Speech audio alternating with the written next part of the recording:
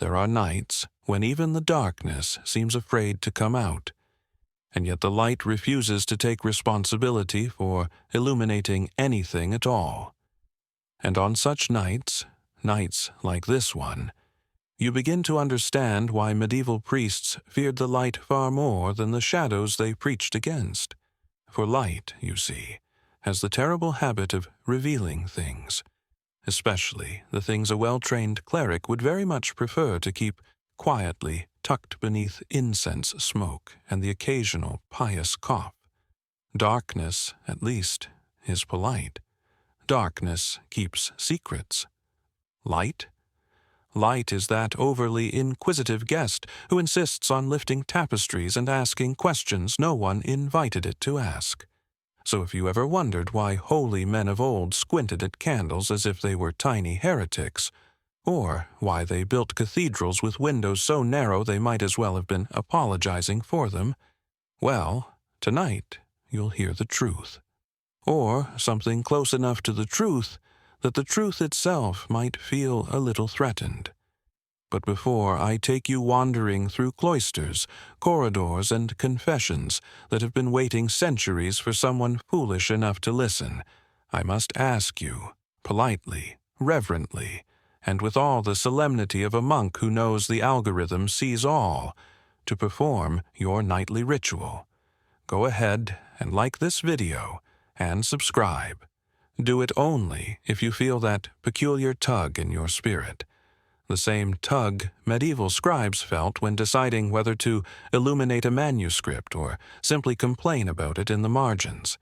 If your heart, or perhaps your insomnia, nudges you, you'll know.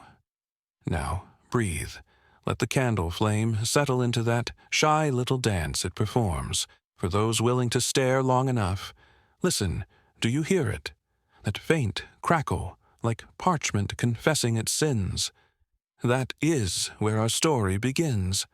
Not in grand halls or shining sanctuaries, but in the quiet, awkward tremble between light and dark, the place every priest swore he understood perfectly, while secretly praying no one would ask follow-up questions. Picture, if you will, a monastery perched on the edge of the known world, or at least what medieval cartographers insisted was the known world, despite having drawn it after far too much ale. The building crouches beneath a sky swollen with uncertain stars, each one blinking as though waiting for someone else to explain their existence.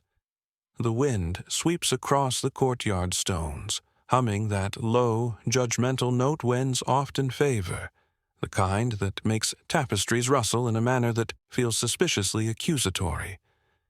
And there, in that ancient stone cradle, sits our narrator, not I, but the poor soul whose story you are about to inherit like an heirloom no one asked for. He was, as many monks were, a man who had prayed so long that even his doubts began to kneel out of habit. His name is not important just yet. Names illuminate too much. For now, think of him simply as the one who blinked too hard at the sun and regretted it ever since. He was not afraid of demons, nor of the sins he carefully catalogued in the nightly scrolls. No, what unsettled him most was the soft golden glow of the morning light creeping into the chapel. Because if God truly wanted to reveal wisdom through illumination, then he clearly had far more confidence in humanity's interpretive skills than any monk ever should. Even now, as you sit there, wrapped in your own version of candlelight, perhaps blue light, humming from a device you swear you'll put down any minute, you may recognize the sensation. That gentle unease when brightness unveils too many details. A wrinkle you didn't notice. Dust you hoped wouldn't settle. Thoughts you meant to hide from yourself until at least next Thursday. Light is inconvenient that way. Darkness will look away. Light insists on eye contact. This, of course, begs the first inconvenient question of our tale. How much truth can a soul bear once the shadows step aside?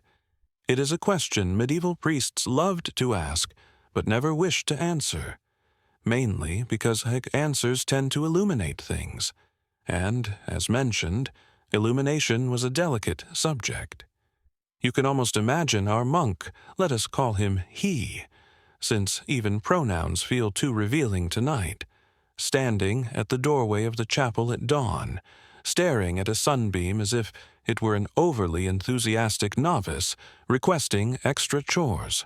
The beam stretches toward him, bright, hopeful, and undeniably smug, and he, in turn, narrows his eyes the way only a man who has memorized all 7 deadly sins, and suspects sunlight of at least 5, can narrow them.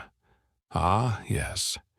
You and I may laugh, but to him it was no small matter. Light was a revealer of dust on altars, smudges on relics, footprints suggesting sins no one admitted to committing.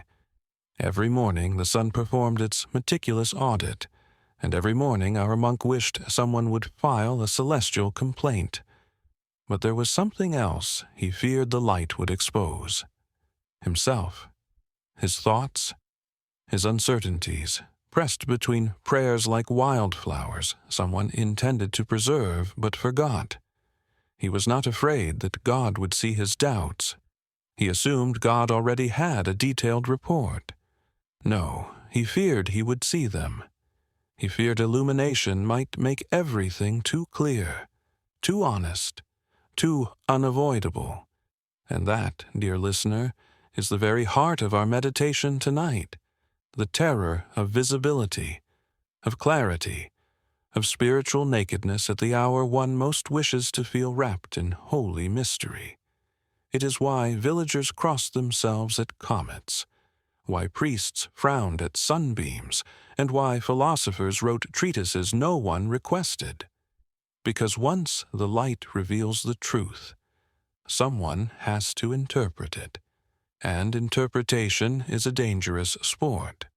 But listen closely, lean in if your pillow allows it, and you'll sense there's more lurking beneath his unease. Something older, something whispered among monks who had spent too long contemplating, divine radiance and concluding that darkness, at the very least, did not demand explanations. He had once been a man who trusted light. Truly. He thought enlightenment was a gift, a certainty, a clean window into God's intentions. But that was before he learned that the clearer the window, the more unsettling the view. He discovered, much to his discomfort, that people rarely fear what they cannot see, but they tremble before the things they can. And if that feels familiar, if you too have ever paused before turning on a lamp, fearing what clarity might reveal, then congratulations. You already understand medieval theology better than most medieval theologians. The monks would whisper about it in hallways when the candles burned low. The light reveals what should remain mercifully vague. They liked things vague. Vague things are easier to call divine, or mysterious, or best saved for another council meeting. And so the monastery lived in that comforting gloom, where shadows softened the world into something vaguely holy, and no one had to deal with overly bright revelations unless absolutely necessary. And yet, here we are, centuries later, peering into their dimly lit world as though lifting the corner of history's veil and squinting into an intimacy we were never meant to witness. But this is the way of stories, the way of night, the way of light when it sneaks in through cracks that architects swore were airtight. Now, let me offer you another gentle contradiction, because it is time for the mind to loosen. Medieval priests feared the light not only because it revealed, but because it suggested there was something worth revealing. Darkness allows belief to float, buoyant and untethered. Light insists on anchors, details, structure, things humans are notoriously poor at maintaining. Indeed, the priests of old were infinitely more comfortable with metaphorical illumination than with actual illumination. Spiritual light was acceptable. Moral light was admirable. Literal light shining directly onto a sacred text? Absolutely unacceptable, unless the scribe promised not to think too deeply while transcribing. But our monk, poor soul, could not resist thinking. He thought habitually, recklessly, even when warned that thought, like light, could expose too much. Tonight, as you listen, you may feel the weight of his thoughts brushing your shoulder like a passing shadow, or a passing revelation. The two are indistinguishable at this hour. He wondered quietly whether the darkness he had always trusted was the truth, or whether it was merely the absence of answers he did not want to confront. He wondered if light was dangerous, or simply honest in ways that made men uncomfortable. And worst of all, he wondered whether God preferred one over the other, or whether the divine simply enjoyed watching mortals try to guess. You see, God has a long history of not clarifying things. And that is where our story truly opens, not with a miracle, not with a crisis, but with a man caught between two kinds of illumination, the gentle glow of faith and the harsh glare of reality, between the comfort of shadow and the honesty of light, between everything he thought he knew and everything he hoped he would never have to understand. This is the moment before the unraveling, the stillness before the confession no priest wants to make, the breath before the truth begins whispering along the spine of the night, tapping politely at the door of his certainty. Remain here with me. Stay in the hush. The dust is settling. The candle flickers. The light leans in, curious, and the darkness waits, patient as ever. There are monasteries that sit in silence as though the stones themselves took vows, and then there is St. Odrin's Parish, a structure so chronically confused about its own purpose that even pilgrims weren't entirely sure whether they were entering a sanctuary, a storage room, or the leftovers of someone's failed architectural thesis. It perched on the slope of a hill that was only a hill because medieval cartographers lacked a more honest word for lump, and it looked down upon a village that had perfected the art of appearing devout for precisely as long as it took the priest to walk by. After that, the people resumed their regular schedule of gossip, wheat complaints, and creative interpretations of sin. It was here, in this not quite holy, not quite secular patch of earth, that Father Aurelius lived out his days in what he generously called service, though some suspected he used the word the way other men used diet, something attempted occasionally, regretted often, and performed mostly for show. Father Aurelius was a man carved from the stone of middle age, not yet crumbling, but certainly showing signs of theological erosion. His hairline receded with the steady dignity of a cleric who preferred not to confront the issue, and his robes hung upon him like a question he had stopped trying to answer. He had been ordained at an age when he still trusted that wisdom would eventually arrive like a well-trained dove. Instead, wisdom circled overhead, reconsidered, and flew toward someone more promising. Every morning, long before the sun finished its arrogant climb into the sky, Aurelius woke to the familiar chorus of monastery sounds, the groan of wooden beams stretching like elderly monks with lower back concerns, the flutter of parchment somewhere in the chapel whispering its ancient gossip, and the faint, metallic rattle of the church bell that refused to ring at full enthusiasm, as though conserving its energy for emergencies that never came. He would open his eyes halfway, not because he feared the light, but because he feared what it might reveal about the state of his face after another night spent negotiating with insomnia. He believed in night prayer. Truly, he did. But he also believed in the unfairness of being awakened by thoughts that sounded suspiciously like to-do lists disguised as divine revelations. He would sit up slowly, robes pooling around him, and the straw mattress would sigh, an exhausted companion that had endured years of spiritual tossing and theological turning. He would press his feet to the cold floor, letting the chill climb his spine like a small but insistent angel, reminding him he was still alive. And he would mutter the same sentence every dawn, a mantra more honest than holy. Lord, grant me strength, or at least an hour without questions, because questions, you see, were Aurelius's natural habitat. He questioned everything. Not openly. No, he was too polite for that, too well trained in the art of holy ambiguity, but internally, privately, the way other men questioned their life choices or their choice of spouse. He questioned doctrines, rituals, the psalms, the architecture, the dust on the altar that returned no matter how many times he declared war upon it. And most of all, he questioned why God insisted on communicating in riddles, signs, metaphors, and the occasional dramatic silence, instead of writing things down clearly on a convenient scroll. He prayed every dawn, of course, but his prayers were half petitions and half negotiations, as though God were a distant bureaucrat processing celestial paperwork at a leisurely pace.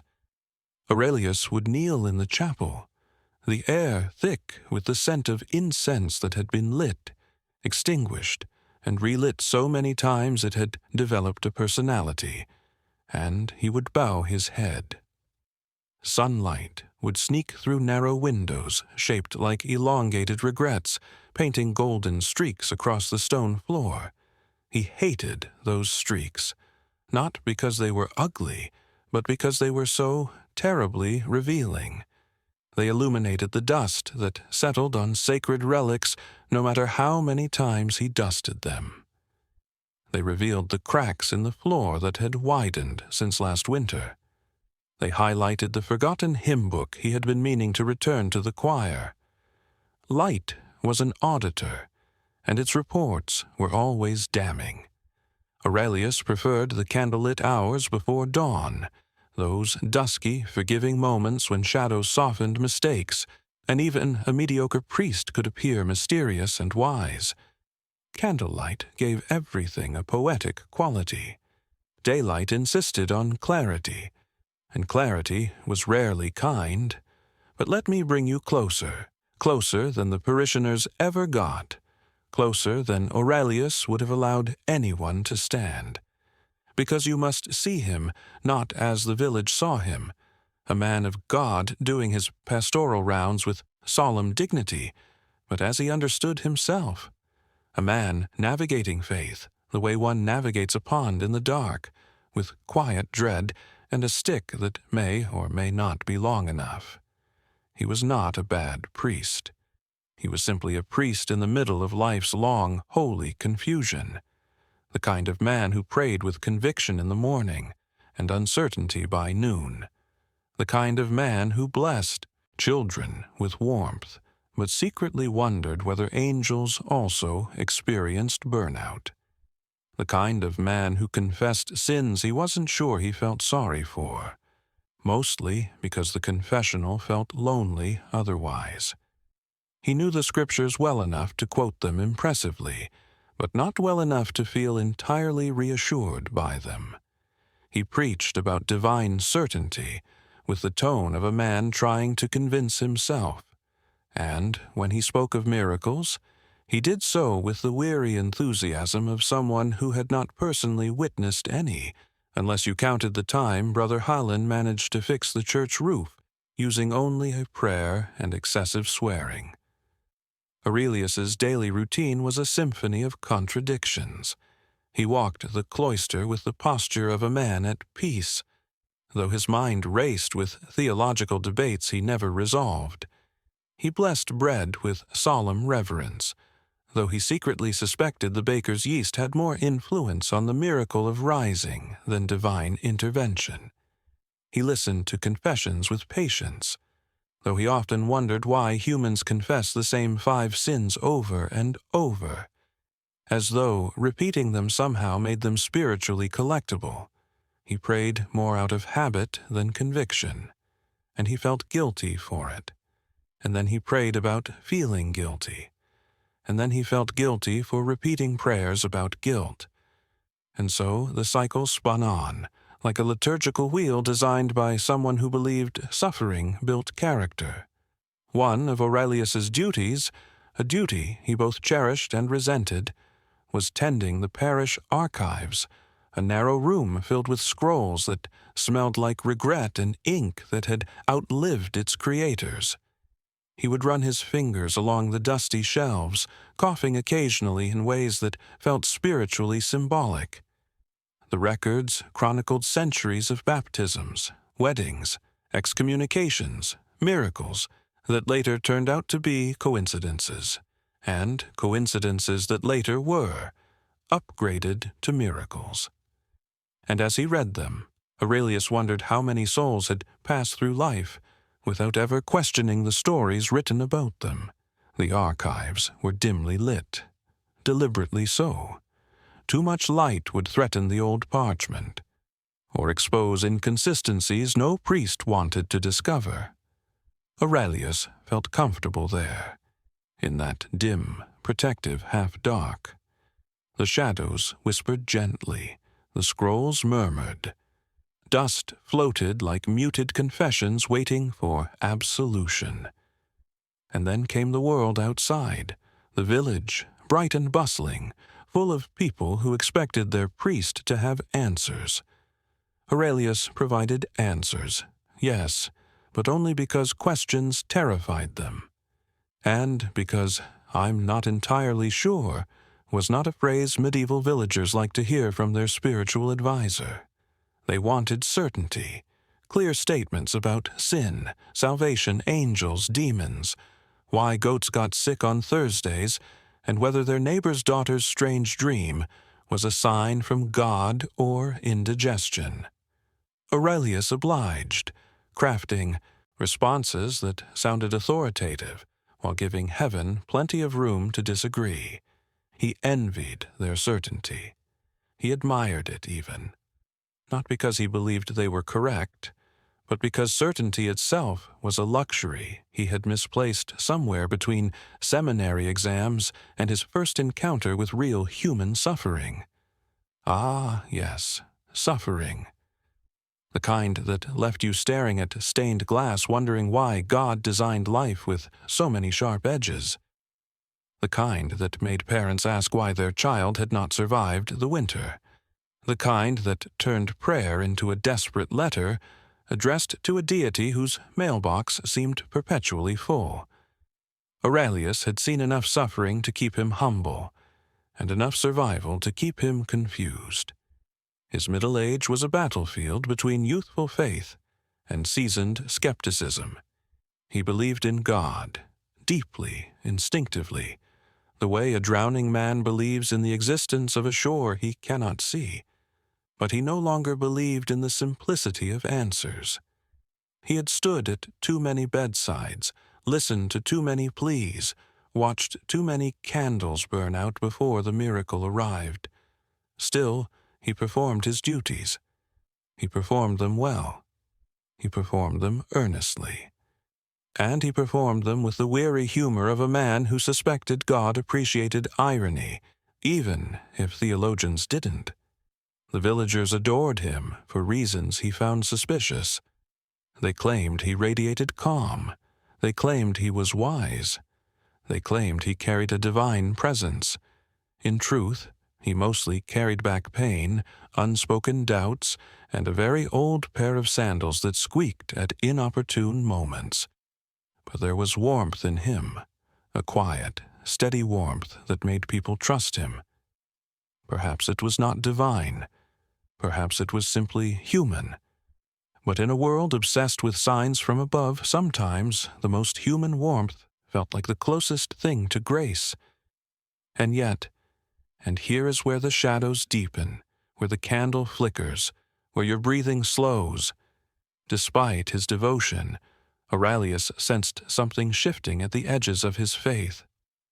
A tremor, a question, a stray leaf blown into the chapel, carrying with it the faint, unsettling whisper of change. He could not articulate it yet. He did not dare. But the world around him was preparing a revelation, or an unraveling, and he felt it like a splinter beneath the skin of his soul. For years he had feared the dark less than the light, but now, for reasons he did not understand, the light seemed to be watching him. Not judgmentally, not angrily, just waiting, as though preparing to show him something he had spent his whole career avoiding, as though the light itself had grown tired of being feared. The monastery hummed with ordinary holiness. The bells chimed, the villagers gossiped, the bread baked, the prayers rose, life continued. But Aurelius sensed the shift, subtle, delicate, unmistakable. Something was coming, something honest, something bright, and he feared it with a reverence reserved for angels and catastrophes. Before the crack appeared, before the whisper, before the doubt that would later bloom with all the stubborn enthusiasm of an unpruned vine, Father Aurelius possessed a faith that shone with the gentle, dependable glow of an oil lamp that wasn't entirely sure how much fuel it had left, but burned anyway out of politeness. His faith was steady, sturdy, and slightly second-hand. It had been passed down to him through teachers who spoke of God with the reassuring confidence of men who had never once questioned the divine customer service department. In those earlier years he remembered with both nostalgia and mild embarrassment, Aurelius believed in miracles the way some people believe in discounts at the market, optimistically, selectively, and with the implicit understanding that someone else's miracle might have been last season's model. He believed in angels, too, though he imagined them less as beings of incandescent glory and more as celestial administrators whose robes were perpetually wrinkled from filing too many prayers. Oh, yes, Aurelius had been devout, achingly devout. His faith was embroidered with sincerity, wrapped in discipline, and occasionally decorated with naive enthusiasm, the kind only people who haven't lived long enough to be properly disappointed can achieve. And, in the early days, the light had been his ally, not the sunlight that would later expose too much, not the harsh glare of truth that had the unsettling habit of revealing dust in inconvenient places, but the soft, honeyed light of youth, the kind that makes even confusion appear radiant, the kind that convinces you that if God hasn't answered yet, it's surely because he's crafting something spectacular. Aurelius had learned to pray with the intensity of a man attempting to negotiate with the heavens, his hands folded so neatly one might imagine he was submitting a formal petition to the Almighty. He believed, wholeheartedly, that each prayer traveled upward on a conveyor belt of divine efficiency. In his early fantasies, God listened attentively, nodding wisely, perhaps even annotating the more eloquent requests with marginal notes. Approve next Thursday. Clarify intent. Unclear. Refile in triplicate. He was 25 when he preached his first homily. He remembered standing at the pulpit, palms sweating, heart thumping like a pilgrim banging on the gates of Jerusalem. He spoke about the light of God. Oh, the irony! Describing it as a warm, guiding presence that illuminated the soul and gently steered believers away from despair. And as he spoke, his voice trembled not from fear, but from the force of belief so earnest it glowed. The villagers looked at him as though he had personally plucked wisdom from heaven and wrapped it in ribbon. Elderly parishioners dabbed at their eyes. A few children stared at him in awe, imagining perhaps that he levitated when no one was watching. He had walked away from that sermon convinced he had brightened the world, unaware that the world had a habit of dimming itself again the moment he wasn't looking. In those days, doubt was a rumor carried by other people. Men who had studied too long, women who had lost too much, wanderers who had seen the world and found it disappointingly inconsistent. Aurelius watched such people with gentle pity, certain they would eventually find their way back into the comforting glow of certainty. Certainty, that was his favorite luxury back then. He wore it like a cloak, warm and dependable. Certainty meant the scriptures meant exactly what they said, except when they didn't, which he conveniently ignored. Certainty meant God's will was inscrutable, except when Aurelius believed he understood it, which was often. Certainty meant suffering had meaning, even if the meaning behaved shyly and refused to introduce itself.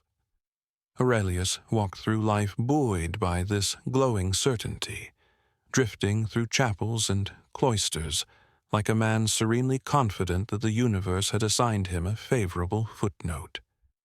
He would wake before dawn with the elegant enthusiasm of a man who had not yet been disappointed by sunrise.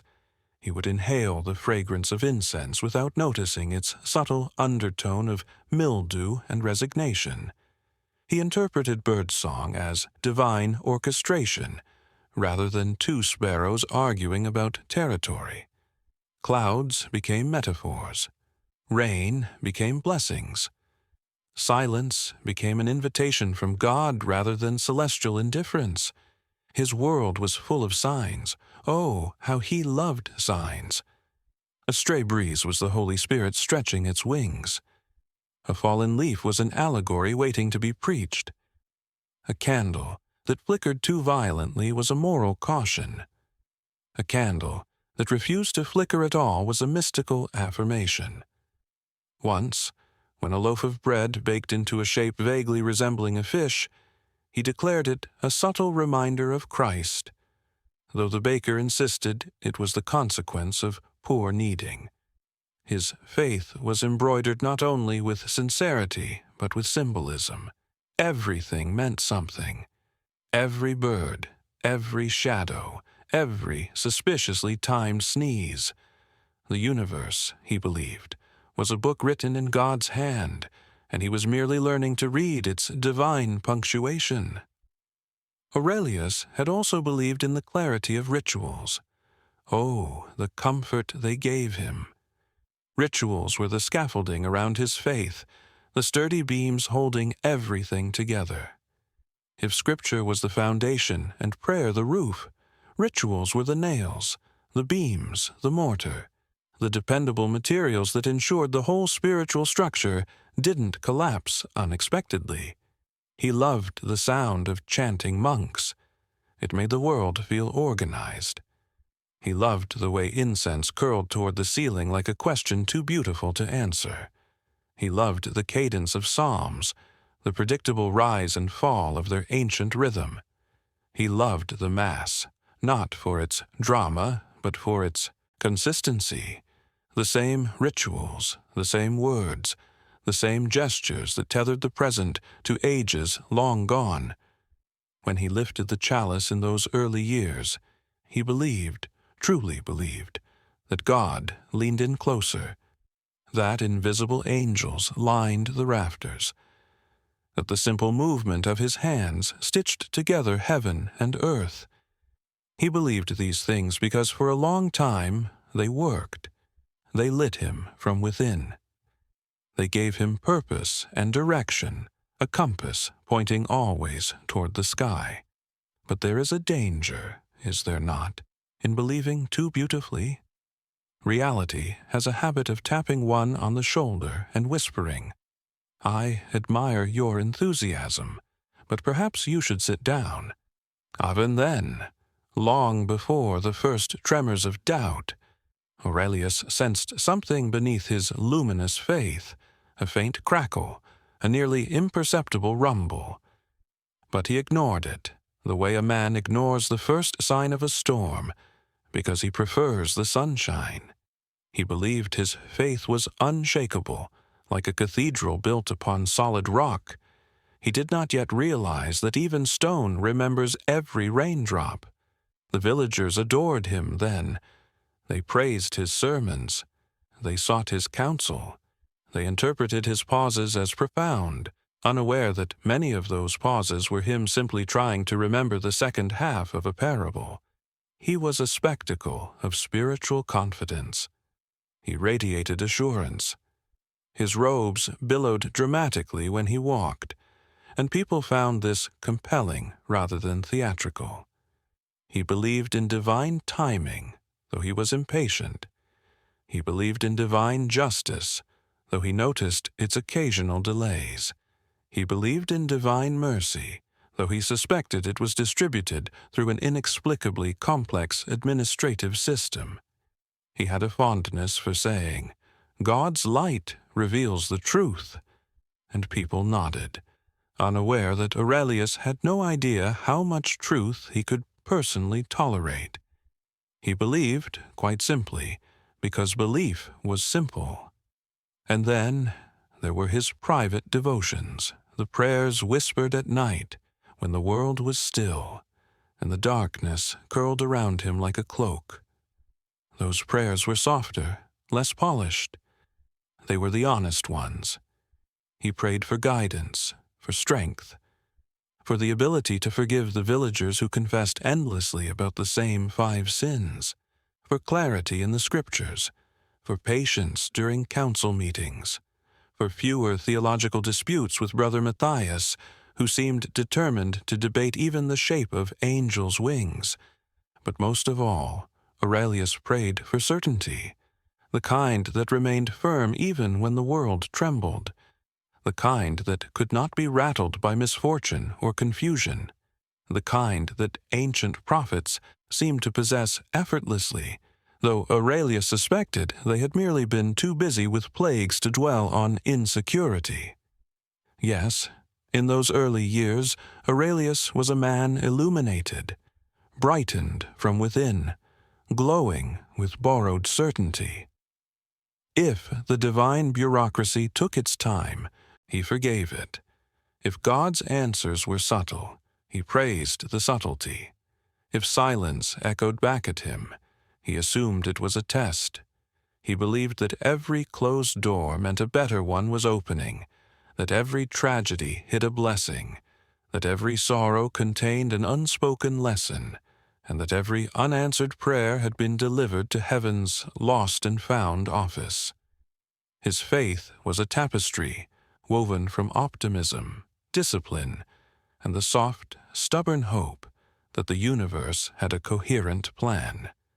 But the most delicate thread, the one he cherished most, was the belief that light was always good.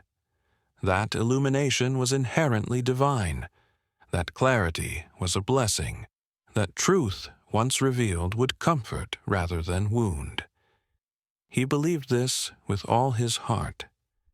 He believed it so deeply he never questioned whether it was true. He had no idea, none, that the very thing he worshipped would one day turn on him. That light, the gentle companion of his youth, would become the interrogator of his middle age. That the glow he trusted would sharpen, intensify, and begin to reveal things he had never wanted to see.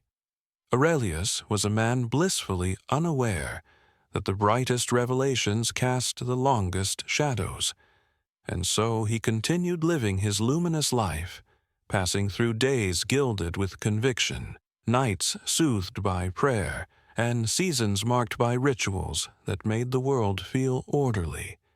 He taught children their catechism. He blessed harvests. He comforted widows. He performed weddings with a smile that reached his eyes. He forgave sins with the ease of a man who believed forgiveness was as natural as breathing. But beneath all this radiance, beneath all the confidence and ceremony and fine liturgical choreography, lay a truth he had not yet encountered. There comes a moment in every life, every faith, every heart, when the light grows too bright, when it stops illuminating gently and begins revealing ruthlessly, when it stops comforting and begins questioning, when it stops guiding and starts demanding. Aurelius had not met that moment yet, but it was coming. It was coming with the patience of eternity. And he, poor man, was still kneeling in the chapel at dawn, surrounded by soft, forgiving shadows, whispering prayers to a God who sometimes answered in silence, unaware that his faith, his beautiful, glowing, fragile faith, was standing on the edge of a precipice, waiting for the first tremor. It happened, as most spiritual catastrophes do on a day far too ordinary to deserve the honor. No thunder announced it. No angel descended dramatically with a flaming scroll labeled urgent. No disembodied voice echoed through the rafters. No, that would have been merciful. Instead, the seed of doubt slipped into Father Aurelius's life through the side door, politely, almost apologetically, as though it did not wish to disturb his schedule. The morning had been quiet, suspiciously quiet, the kind of quiet that suggests the universe is inhaling before revealing something unpleasant. Aurelius had finished his prayers early. A rare victory he celebrated by sitting in the chapel longer than necessary, eyes closed, basking in the dim candlelight that made him appear holier than he felt.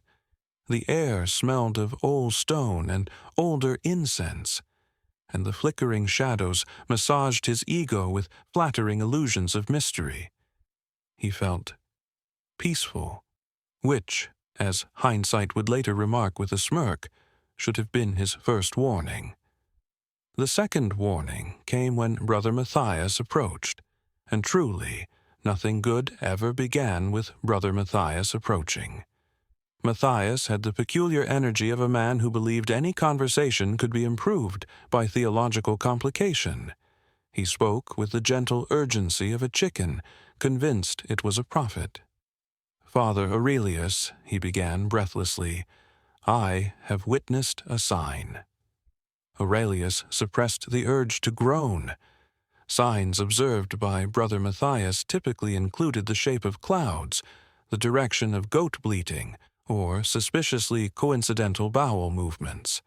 "Yes," Aurelius replied with pastoral patience. "This morning," Matthias said, "I saw the sun rise slightly left of where it normally rises." Aurelius blinked. "Left?" "Yes, left," Matthias insisted, "by at least the width of my hand." Aurelius inhaled, exhaled, counted the sins he wanted to commit, then said, "Perhaps you were standing in a different place." Matthias frowned, wounded by this attack on his observational integrity. "I stand in the same place every morning. I am consistent." Aurelius bit back the suggestion that Matthias stood in many places, spiritually, intellectually, morally, and consistency was not a talent he ranked highly. Instead, he offered mild reassurance. The sun has risen in the same place since the dawn of creation. Matthias leaned closer, lowering his voice to whisper, "But what if it has stopped?" Aurelius blinked again, twice. "Matthias," he said gently, "let me assure you, the sun has not stopped." But the brother's wild, prophetic enthusiasm lingered. "Something is shifting," he insisted. "I can feel it, a stirring in the heavens." Aurelius dismissed him politely, the way one dismisses a bee without hurting its feelings. Yet something in Matthias's expression, a tremor of sincerity perhaps, lodged itself in Aurelius's mind like a splinter. He tried to shake it off. He stood, stretched, and approached the chapel door. The moment he pushed it open, the light ambushed him. Not sunlight, but light. Raw, unfiltered, pristine, slipping through the doorway like a guest who did not bother to knock. It hit the floor in a bright, rude rectangle, illuminating a scatter of dust motes, dancing with the carefree joy of newly liberated souls. Aurelius froze. Dust, trembling in the light. Dust swirling as though animated by a metaphysical mischief. Dust in his chapel. Of course there was dust. Any fool could expect dust in an ancient chapel. Yet today the dust looked intentional, almost performative, as though the universe had decided to choreograph a small, glowing ballet on the chapel floor. He narrowed his eyes at the illuminated patch. It stared back at him. Something shifted in his chest, a tiny, unwelcome sensation like the first crack of ice in spring. He shook his head and stepped outside. And that is where the seed of doubt truly planted itself. Quietly, elegantly, with the subtlety of divine irony at its most refined. Because the village looked different. Not dramatically. No mountains had moved. No buildings had grown faces and begun lecturing passers-by. But different nonetheless. The light seemed sharper, too honest, peeling the morning open like an overripe fruit and revealing every imperfection. Roof tiles glinted in ways they had no right to. The well glimmered as though hiding mystical intent. Even the chickens strutted with the smugness of creatures who had observed something and refused to explain it. Aurelius frowned at the chickens. Chickens rarely cause crises of faith, but they contribute meaningfully to the ambiance. He walked toward the square, trying to dismiss the strangeness, telling himself the light was merely brighter today, or that he had not slept enough, or that Matthias had infected him with celestial paranoia. Then he heard it, a whisper.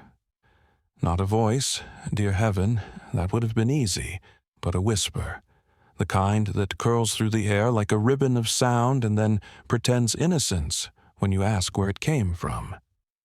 It brushed past Aurelius's ear, too soft to interpret, too deliberate to ignore. He spun around. No one, just silence and chickens, and a child dragging a stick through the mud. Aurelius exhaled, pressing a hand gently to his chest. Perhaps he was tired. Perhaps he needed breakfast. Perhaps he was experiencing the auditory consequences of middle age. Yet the whisper had felt aimed, as if the universe had cleared its throat before speaking. He continued walking, telling himself that signs were subjective, that Matthias was contagiously imaginative, and that even priests occasionally hallucinated before coffee. He reached the church garden, a modest piece of land full of herbs that claimed medicinal properties and flowers that pretended not to resent their poor soil. There, in the shade of a crooked olive tree, stood the statue of Saint Audrin. Aurelius had passed this statue every day for nearly 2 decades without feeling the slightest spiritual tingle. Audrin was a famously unimpressive saint, known chiefly for standing still during a storm, which many theologians suspected was due to stubbornness rather than grace. The statue, carved by a sculptor with strong moral values but weak artistic ones, carried an expression best described as divinely confused. Yet this morning, Aurelius halted, because the statue looked different. Was the face turned slightly? No, surely not. Statues do not turn. That would require divine intervention, or worse, artisan competence. But something was off. The eyes seemed to stare directly at him, not in judgment, not in welcome, but in warning, inquiry, mutual bewilderment. The expression, once vaguely dull, now contained the faintest trace of awareness. Aurelius stepped closer. "Good morning," he murmured, feeling foolish, because priests often greet statues as though saints appreciate small talk. The statue did not reply, a relief, honestly, but the sensation lingered, as if the stone itself wanted to confide something. If only it could move its lips. "Perhaps I'm tired," Aurelius whispered to himself. Or perhaps Matthias has finally contaminated the water supply. He turned to leave. Then a leaf fell, a single olive leaf drifting downward in a slow theatrical arc. Aurelius watched it. It landed directly on St. Audrin's stone hand and stayed there. There was no breeze, no bird above. The leaf had fallen with uncanny precision, the kind normally reserved for parables and overly dramatic prophecy. Aurelius stared. The leaf stared back. He waited. Nothing else happened. But something had already happened, hadn't it? For the first time in years, he felt a faint tremor of uninvited meaning. His breath caught in his throat. He reached out, plucked the leaf from the statue's hand, and turned it between his fingers. It was ordinary, utterly ordinary. And yet, not. He looked up again at Audrin. The statue's expression had returned to its standard, confused neutrality. Aurelius exhaled. "Coincidence," he murmured. "A coincidence. A meaningless coincidence." But meaninglessness, once spoken aloud, tends to become suspicious. He crumpled the leaf gently and let it fall to the ground. And then, because the universe enjoys impeccable timing, a voice called out behind him, "Father, did you see the sign?" Aurelius closed his eyes. "What sign, Thomas?" Thomas, the shepherd boy whose imagination operated with the subtlety of a catapult, ran into view waving both arms. "There was a light," Thomas declared breathlessly, "near the hills, a bright one. It flickered, and then a sound." What kind of sound? Thomas thought deeply. Like a goat sneezing, but holy. This, Aurelius decided, did not qualify as a sign. But Thomas continued, face shining with youthful certainty. "Do you think it means something?" Aurelius hesitated. He wanted to say no, to sweep the morning's strange sensations aside, to bury every unsettling detail beneath a pile of rational explanations and heavy books. But the leaf, and the whisper, and the light in the chapel. "Probably not," Aurelius said. But his voice lacked conviction. Thomas ran off, satisfied, leaving Aurelius alone again with the statue. The seed had settled deeper now. Aurelius felt it, an unfamiliar tension behind his ribs, a small, pulsing ache. Not fear, not yet, but the awareness of something shifting in the architecture of his faith. He walked back toward the chapel. His sandals scraped against the gravel with rhythmic finality. Each step sounded like a quiet question. Inside, the chapel was dim again, blessedly dim, the way Aurelius liked it. Shadows washed over the pews in soft swaths. The candles trembled softly. Everything was calm. He stepped forward, and then he saw it. A small patch of light, sunlight, yes, but strangely focused, rested on the open Bible. The Bible he had left closed. Aurelius froze. He approached slowly, cautiously, as though approaching a creature that might startle. The Bible was open to a passage he did not remember selecting. His eyes fell upon the words, "And the light shineth in darkness, and the darkness comprehended it not." Aurelius swallowed, hard. He stood for a long moment. The air seemed to thicken around him. He wanted to believe he had opened the book absent-mindedly. He wanted to believe a draft had done it, or a careless novice, or a celestial librarian with poor filing habits. But something in the room felt different.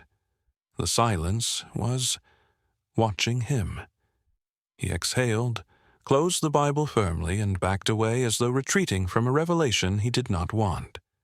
He left the chapel. The air outside felt heavier, and for the first time in all his years of service, Father Aurelius felt the faint tremor of doubt, a thin, delicate crack in the stained-glass certainty of his soul. Not a crisis, not yet, but a seed, a small, inevitable seed. And like all seeds, it had no intention of staying small. Denial, when performed by a properly trained clergyman, is not simply a psychological maneuver. Oh no, it is an art, a discipline, a craft perfected through centuries of ecclesiastical practice, the same way monks perfect calligraphy or choir boys perfect pretending to sing. And Father Aurelius, middle-aged priest of respectable reputation, and steadily fraying spiritual composure, entered the days following his leaf-whisper sunbeam incident with the determination of a man who refuses, absolutely refuses, to be spiritually inconvenienced. He would not doubt. He would not question.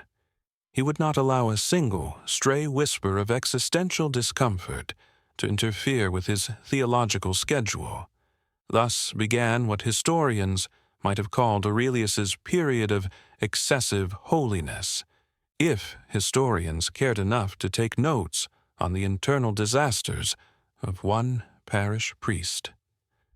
On the morning after the unsettling events, Aurelius rose from his bed with the ceremonial enthusiasm of a man attending his own execution, but pretending it's a celebration.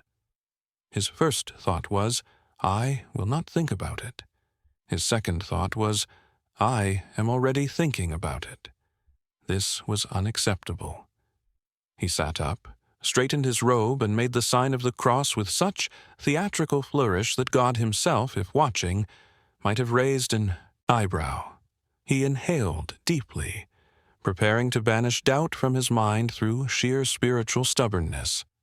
Today, he declared into the empty room, I will be devout. The room, accustomed to his declarations, offered no comment. He began with prayer, a long, florid, aggressively enthusiastic morning prayer, the kind usually heard only during major feast days, or when priests prayed in front of bishops. He prayed so loudly that Brother Matthias, passing in the hallway, assumed Aurelius was either possessed or auditioning for sainthood. Aurelius prayed with gusto, with vigor, with conviction he did not feel. He prayed as if volume alone could drown the whisper that still clung to the edges of his memory like a burr.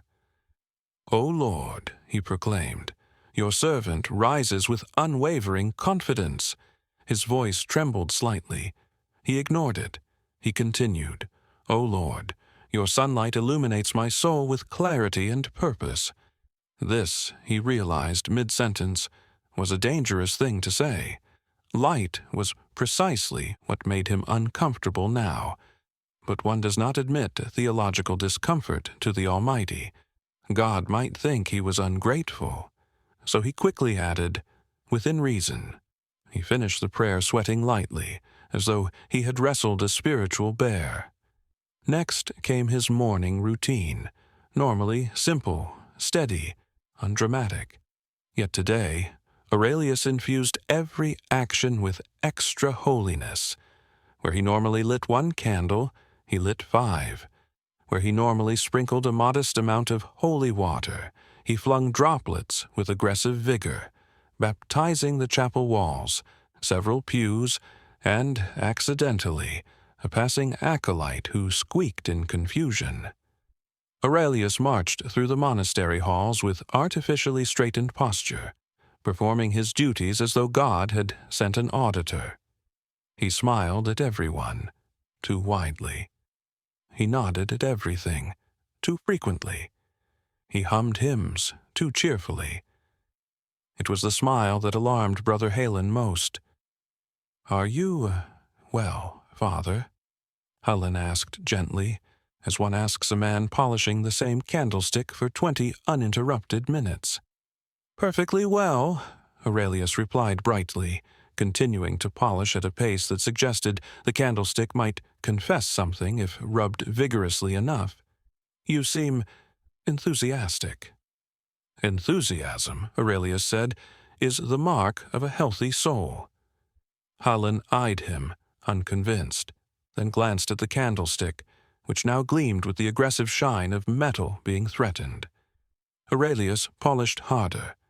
By midday, he had personally overseen the cleaning of the chapel, reorganized the hymnals by color, an innovation no one wanted, recited the Psalms with a speed bordering on desperate, and reprimanded a spider for weaving a web too close to the altar. Yet denial behaves like spilled ink. Once a drop lands, it expands, slowly staining everything it touches. Aurelius felt the whisper lurking behind each exaggerated act of devotion. He felt the leaf in the corner of his mind the way a tongue finds a chipped tooth. He felt the strange light on the Bible like a memory trying very hard to be remembered. He refused. He would not acknowledge it. He increased his efforts. That afternoon, he performed a blessing on the entire village, unprompted. He walked from house to house, dabbing holy water on door frames with the vigor of a man attempting to drown his own thoughts.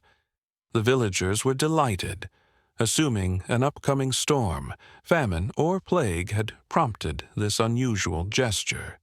Aurelius assured them nothing was wrong, smiling as though he had just swallowed a small sunbeam, and it was burning gently behind his ribs. At one point, Mrs. Verna asked, "Father, why exactly are you blessing the bakery oven?" Aurelius replied, "One can never be too careful." Mrs. Verna blinked. "Careful of what?" He froze. "Of spiritual hazards." It was vague enough to sound holy. He walked away quickly. By evening, he was exhausted, not physically, but spiritually, emotionally, theatrically exhausted. Performing certainty was far more tiring than possessing it. Yet he continued. At Vespers, Aurelius sang with such exaggerated fervor that the monk beside him discreetly checked to see if he had stepped on a sharp object. During communal prayer, he clasped his hands so tightly, the joints popped in protest. During scripture reading, he nodded along to every verse, even the ones about genealogies, which no one in history had nodded enthusiastically to before. He was a man building a fortress out of rituals, piling prayers like stones, stacking hymns like sandbags, reinforcing his inner walls with every gesture of devotion. Because if he maintained the appearance of unwavering faith, perhaps the universe would believe him. Perhaps God would believe him. Perhaps he would believe himself. But denial has a companion, irony, and irony, being deeply committed to narrative timing, visits precisely when one is most determined to avoid it. That night, Aurelius retired to his small chamber. He closed the door, locked it, pressed his back against it, for no practical reason, but because spiritual crises make grown men do strange things. He inhaled. He exhaled. He told himself, "Nothing unusual happened today. Nothing at all. Everything is normal. Everything is fine. Everything is—" And then a candle popped. Just a small pop. An ordinary sound, really. But Aurelius leapt like a sinner confronted by an unexpected angel.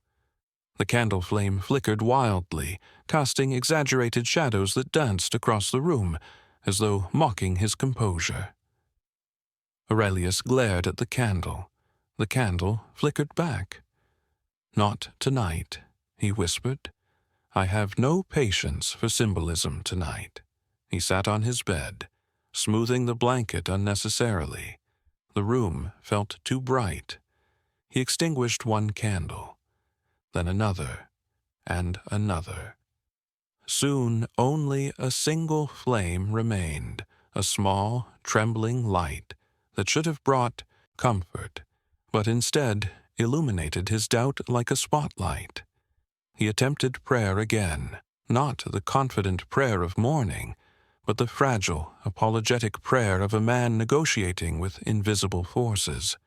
"O Lord, forgive me if I misunderstood today's events." He hesitated. If indeed there were events. He waited. Nothing happened. He took this as a good sign. He continued, "I know you communicate in mysterious ways, but mystery is complicated." He paused again. Another flicker. Was the candle brighter than before? No, surely not. Candles did not change brightness simply because priests were emotionally unstable. "I simply ask," he whispered, "for clarity."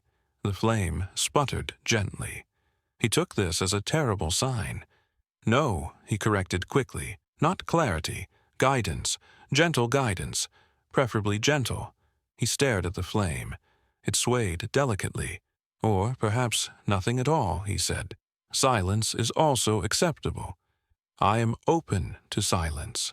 The flame settled. He exhaled. "Yes, silence is fine. Silence is very fine." He climbed into bed, willing himself not to think about statues or leaves or whispers or Bibles left open to suspicious passages. He told himself these were coincidences, harmless coincidences. Leaf falls, wind murmurs, books shift, light moves. That is what the world does. He had simply been impressionable. He closed his eyes. He almost believed it. And then, because the universe has exquisite comedic timing, he heard it again. A whisper, not outside, not behind him, not even in the room. Inside. Inside his mind, like a drifting thought that was not entirely his. Not words, not a message, just a presence. A soft, questioning presence. Aurelius's eyes flew open. The candle flame glowed steadily now, too steadily, as though it too were listening. "No," Aurelius whispered. "No, not tonight. I refuse." He sat up sharply. He extinguished the candle. Darkness, blessed darkness, comforting, cool, ancient darkness. He lay back down, and to his surprise the whisper faded, not vanished. No doubt the whisper was simply waiting in the hallway of his mind, tapping its foot, but it faded enough to let him sink into uneasy stillness. Aurelius whispered to himself, "Nothing is happening." And because humans are gifted at believing whatever calms them, he repeated it, "Nothing is happening." He clung to it, like a child clutching a blanket, like a priest clutching a doctrine, like a man clutching the last thread of certainty. Tomorrow, he decided, he would be even more devout. He would pray harder, bless more things, add more candles, avoid sunlight entirely if necessary, smile even wider. If he acted holy enough, perhaps the universe would stop trying to get his attention. Perhaps the whisper would go away. Perhaps the seed of doubt would wither. Denial, after all, is an excellent gardener of illusions. And Aurelius was ready to cultivate them withal. The zeal of a man refusing to see the crack forming beneath his feet.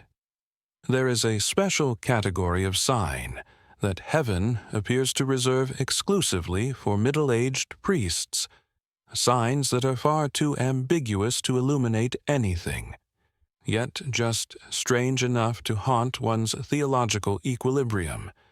They do not guide, they do not clarify, and they certainly do not resolve spiritual crises. They merely clutter the soul like divine knickknacks, curious, inexplicable, and profoundly unhelpful.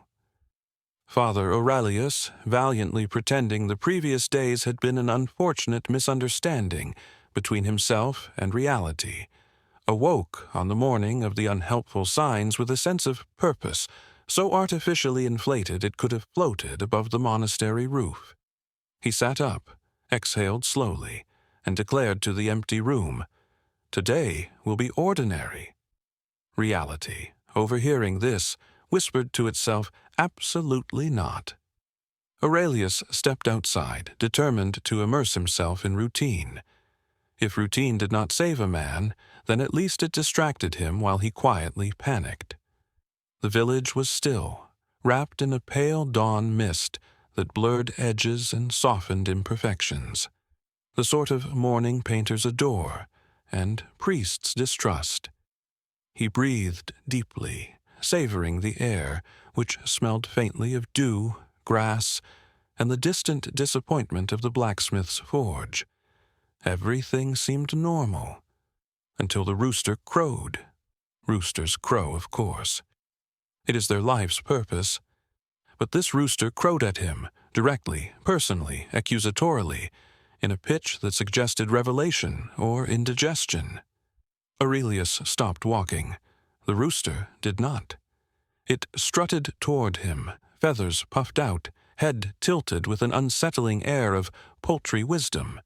And then, upon reaching him, it planted itself firmly and crowed again, louder, longer, as though delivering a sermon. Aurelius blinked. The rooster stared. Aurelius cleared his throat.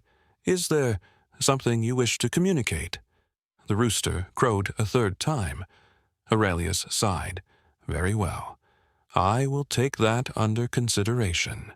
He walked away quickly, refusing to interpret the encounter. Chickens, he reminded himself, were not vessels of divine communication. Chickens were vessels of noise and occasional dinner. But even as he left, he felt the rooster's unblinking awareness boring into the back of his robe, the first unhelpful sign. He continued toward the parish gardens. The sun was rising now, which annoyed him, because light had become suspiciously symbolic. He kept his gaze low, focusing on pebbles, roots, weeds, humble things that never tried to be metaphors.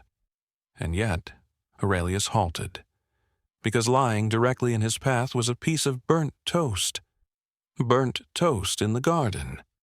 Burnt toast, shaped vaguely, only vaguely, like a face. Whose face? Hard to say. Possibly a saint, possibly the baker, possibly an angry potato.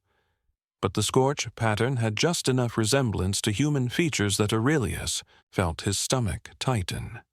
Burnt toast miracles were, unfortunately, not unheard of. He remembered a distant town where villagers once worshipped a loaf that resembled Moses, until a rat ate the evidence. He refused, absolutely refused, to entertain the idea that divine messages were being delivered through breakfast. He bent down, squinting at the toast. "Not today," he whispered. He nudged it aside with his sandal. It spun slightly and landed face up again. Aurelius stepped back. "No," he repeated firmly, as though disciplining a stubborn child. "You do not mean anything." A breeze, a gentle, playful breeze, lifted the toast a few inches, carried it forward and deposited it neatly against the hem of Aurelius's robe. He froze. The toast rested there, leaning with unsettling intimacy. "Lord," Aurelius murmured, "if this is communication, please consider alternate methods." He picked it up by its corner, holding it at arm's length like a relic infected by theology. The face, such as it was, seemed to shimmer in the light, resolving briefly into an expression of mild disapproval. Aurelius dropped it. It landed, of course, face up, the second unhelpful sign. He walked away faster now, trying not to look back, though he swore he felt the toast judging him. He made his way to the well, intending to draw water, a simple, grounded task, free of metaphysical interference. The bucket descended with a comforting splash. Aurelius exhaled, grateful for tangible reality, but when he pulled the bucket up, the water inside was rippling, not from movement, from sound. A faint hum vibrated across the surface, A low, melodic resonance, like a hymn sung underwater by a choir of mildly embarrassed angels. The ripples formed tiny concentric circles, pulsing outward in bizarrely rhythmic patterns. Aurelius stared. The water hummed back. He leaned in, listening. Was it a chant, a warning, a lullaby, a divine ringtone? No, it was unmistakably the first line of Psalm 23. Aurelius dropped the bucket. It clanged against the well rim and tipped, splashing water across his sandals. He took 3 steps back. "No," he said aloud, "absolutely not. Water does not sing psalms." He looked up at the sky, squinting accusingly. This is not helpful. The hum faded. The ripples calmed. The water returned to its inconvenient state of silence. Aurelius pressed both palms to his temples, the third unhelpful sign. He walked away again, now thoroughly unsettled, though determined not to admit it. He decided to visit the Abbey archives, the place where logic still existed. Scrolls, parchment, genealogy lists. None of these things hummed, whispered, or resembled mystic carbohydrates. He stepped into the archive room, breathing in the dusty scent of centuries of information no one read. He felt calmer already. He approached a shelf. A scroll fell off it. By itself. Aurelius froze. The scroll unfurled on the floor, rolling with improbable elegance until it stopped precisely at his feet. The script on the parchment stared up at him like an accusation. He read the first line. It said, "He who seeks clarity must first accept confusion." Aurelius blinked. "That is not helpful," he informed the scroll. Another scroll fell. Much closer this time. He backed away. Then another, and another. Scrolls dropped from shelves with the lazy, theatrical timing of props in a moralistic play. They rolled toward him like parchment serpents, curling open, revealing cryptic lines he did not want to read. The path is hidden until the seeker stops looking. Light reveals what the heart conceals. A whisper ignored only grows louder. Meaning arrives when meaning is unwelcome. "No," Aurelius said firmly. "Enough." He raised his hands like a man trying to ward off an aggressive goose. "I decline all of these, every single one." The scrolls remained motionless, as if sulking. He backed out of the room, closing the door softly, respectfully, as one might close the door on a relative having an emotional episode. Outside, he leaned against the wall, eyes wide, breath shallow. A young novice passed by, glanced at Aurelius's expression, and whispered a prayer for him on the spot. Aurelius forced himself to walk again. He needed something normal, tangible, mundane. He decided to visit the bakery, a place free of spiritual metaphor, except on feast days, when loaves occasionally resembled prophetic shapes. He entered the bakery. The baker turned, flour covering his arms like early snowfall. "Ah, Father, strange news. A loaf came out of the oven with your name on it." Aurelius blinked. "My name, written on it." "No," the baker said, "formed in it. The shape.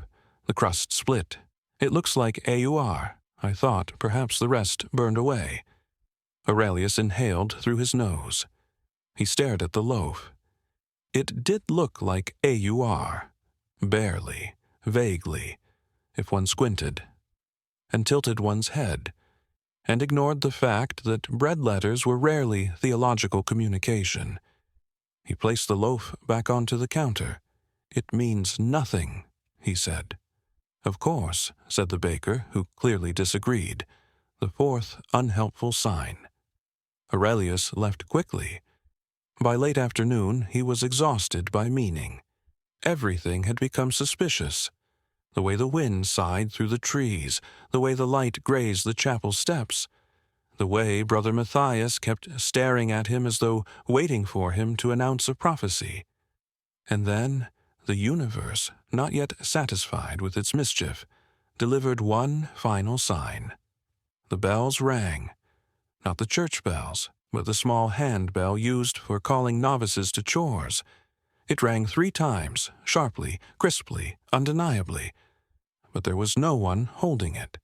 It sat on the table in the courtyard, ringing, on its own. Aurelius approached slowly. The bell jingled once more, a polite, inquisitive jingle. He stared at it. It stared back, insofar as bells can. "No," he said, "no more." The bell fell silent. Aurelius sat down on the nearest bench, covering his face with both hands. He felt hollow, overfilled, strung tight like a lute pulled one turn too far. The signs, if they were signs, had not helped him in any spiritual sense. They had not enlightened him. They had not clarified cosmic truths. They had simply annoyed him. Each sign had pointed nowhere. Each message had been unreadable. Each moment had carried weight without purpose. And that, he realized miserably, was worse than silence.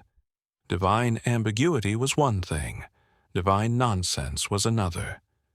He looked up at the sky, exhausted. "If you are speaking," he whispered, "could you perhaps try words?" The sky, generous in its refusal, offered only a drifting cloud shaped vaguely like a question mark. Aurelius groaned. He leaned back against the bench, letting the last of the afternoon light wash over him, too bright, too sharp, too knowing. "I understand nothing," he murmured, and for the first time he felt it fully, the disorienting, destabilizing chaos of a faith no longer anchored, not shattered, not broken, but trembling, a tremor that spread through the quiet chambers of his soul like cracks in old stone. The unhelpful signs had done their job. They had not answered his questions. They had multiplied them. They had not strengthened his certainty. They had eroded it. They had not offered guidance. They had pointed in every direction at once. Aurelius closed his eyes. He wished, desperately, foolishly, for darkness. The uncomplicated, merciful darkness he once trusted. But the light lingered on his skin, persistent as a question that refused to leave. There comes a stage in every spiritual unraveling when the soul begins to realize it cannot simply pray its way out of existential quicksand. Not because God isn't listening. No. Aurelius still suspected that somewhere in the divine bureaucracy, some celestial clerk was jotting down his requests between approving thunderstorms and denying petitions for miraculous wheat. But because even if heaven answered, he wasn't sure he'd recognize the answer anymore. His faith had become a hall of mirrors, every reflection distorted, every echo warped, every candle flicker suspicious. The unhelpful signs lingered in his thoughts like flies circling a fruit bowl. The rooster's accusatory crow, the psalm singing well water, the scrolls that behaved like philosophical toddlers, the bread that spelled his name as though God were sending him divine pastries. All these danced through his mind in a maddening parade of meaninglessness. And Aurelius, for all his attempts at denial, felt the weight of it settling over him like a damp shroud. He tried to behave normally. Truly, he did. He recited the morning litany with the mechanical precision of a man assembling furniture without instructions. He blessed the villagers with the dull politeness of someone blessing a table before supper. He nodded during prayers, frowned during hymns, and pretended not to hear the novices whispering behind him. Father Aurelius seems different. Different was a polite word. The truth was harsher. He was coming undone. It began with the silences. Silences, you see, had once been his companions. The quiet between psalms, the hush before communion, the stillness after confession. Sacred silences. safe silences, silences with boundaries. But now, the silences felt sentient, watchful, as though something were leaning toward him from inside the quiet, waiting for him to acknowledge it. During morning prayer, he would close his eyes and feel the silence press against him like a forehead against a window pane. When delivering a sermon, he would pause for breath and hear the silence breathing back, slow and steady, patient as eternity. Once, and this was the moment he privately marked as the beginning of his true descent, he entered the chapel and felt the silence turn its head toward him. Not literally, of course. If silence had a head and turned it, Aurelius would have retired on the spot, moved to the countryside, and lived out his final years raising goats with uncomplicated moral priorities. But spiritually, emotionally, irrationally, the silence shifted, tilted, noticed him. He stepped back, heart thudding. "Not now," he whispered. "Not today." The silence, unconcerned, remained where it was. Later that afternoon, Aurelius attempted to spend time in the village square, a place filled with noise, chatter, earthly concerns, and mercifully few metaphysical surprises. Children played, merchants haggled, chickens strutted with militant indifference. Normal life, loud and grounded. Yet even there, he could not escape the creeping sensation that the world was listening to him, listening inside him. When he walked past the baker, the man paused mid-need, blinking at him as though trying to recall whether Aurelius normally had that wild look in his eyes. When he passed two old women gossiping beside a basket of turnips, they fell silent mid-sentence. Even the village dog, normally delighted to beg for scraps, stopped, sniffed the air, and retreated with a soft whimper. "Wonderful," Aurelius muttered. "Now the animals are aware of my spiritual deterioration." He returned early to the monastery, hoping the cloister's shade would offer relief. Monastic corridors had always been his refuge, dim, cool, echoing with centuries of monotonous footsteps. But today, even the cloisters seemed to watch him walk. The columns leaned slightly, as though eavesdropping. The shadows stretched reluctantly, as if trying to reach him. The candles flickered in nervous Morse code. He walked faster. He found himself standing before the chapel again. He did not enter.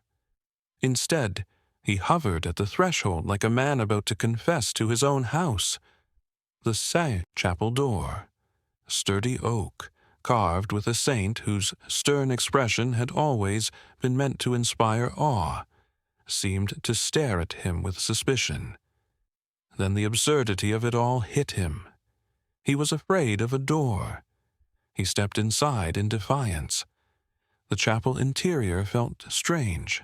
Not sinister, not holy, but expectant, as though its stones had overheard a rumor and were waiting for confirmation. Aurelius walked toward the altar, slowly, reluctantly, the way one approaches a wild animal rumored to be friendly. He lit a candle out of habit, and the flame jumped 3 inches the moment it caught the wick. Aurelius stared at it. "Don't," he warned. The flame settled, but only slightly.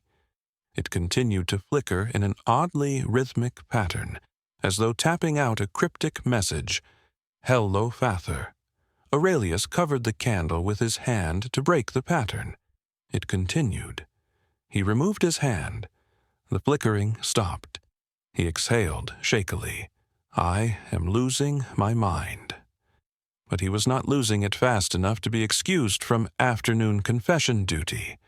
And so, still shaken, still haunted, still convinced the universe had begun a slow and methodical campaign of symbolic harassment against him, Aurelius entered the confessional booth, a small wooden box increasingly unsuitable for a man experiencing existential claustrophobia. The first penitent knelt behind the screen and whispered, "Bless me, Father, for I have sinned." Aurelius tried to focus. He really did. But the penitent's voice sounded distant and muffled, as though drifting through water or drifting through memory. He found himself leaning forward, straining to hear, while something else, something deeper, echoed inside him. Not words, not a presence, a feeling, a pressure, the sensation that something within him was shifting, inching, stirring, like a creature turning over in its sleep. He swallowed. "Continue," he said, though he barely heard the confession that followed.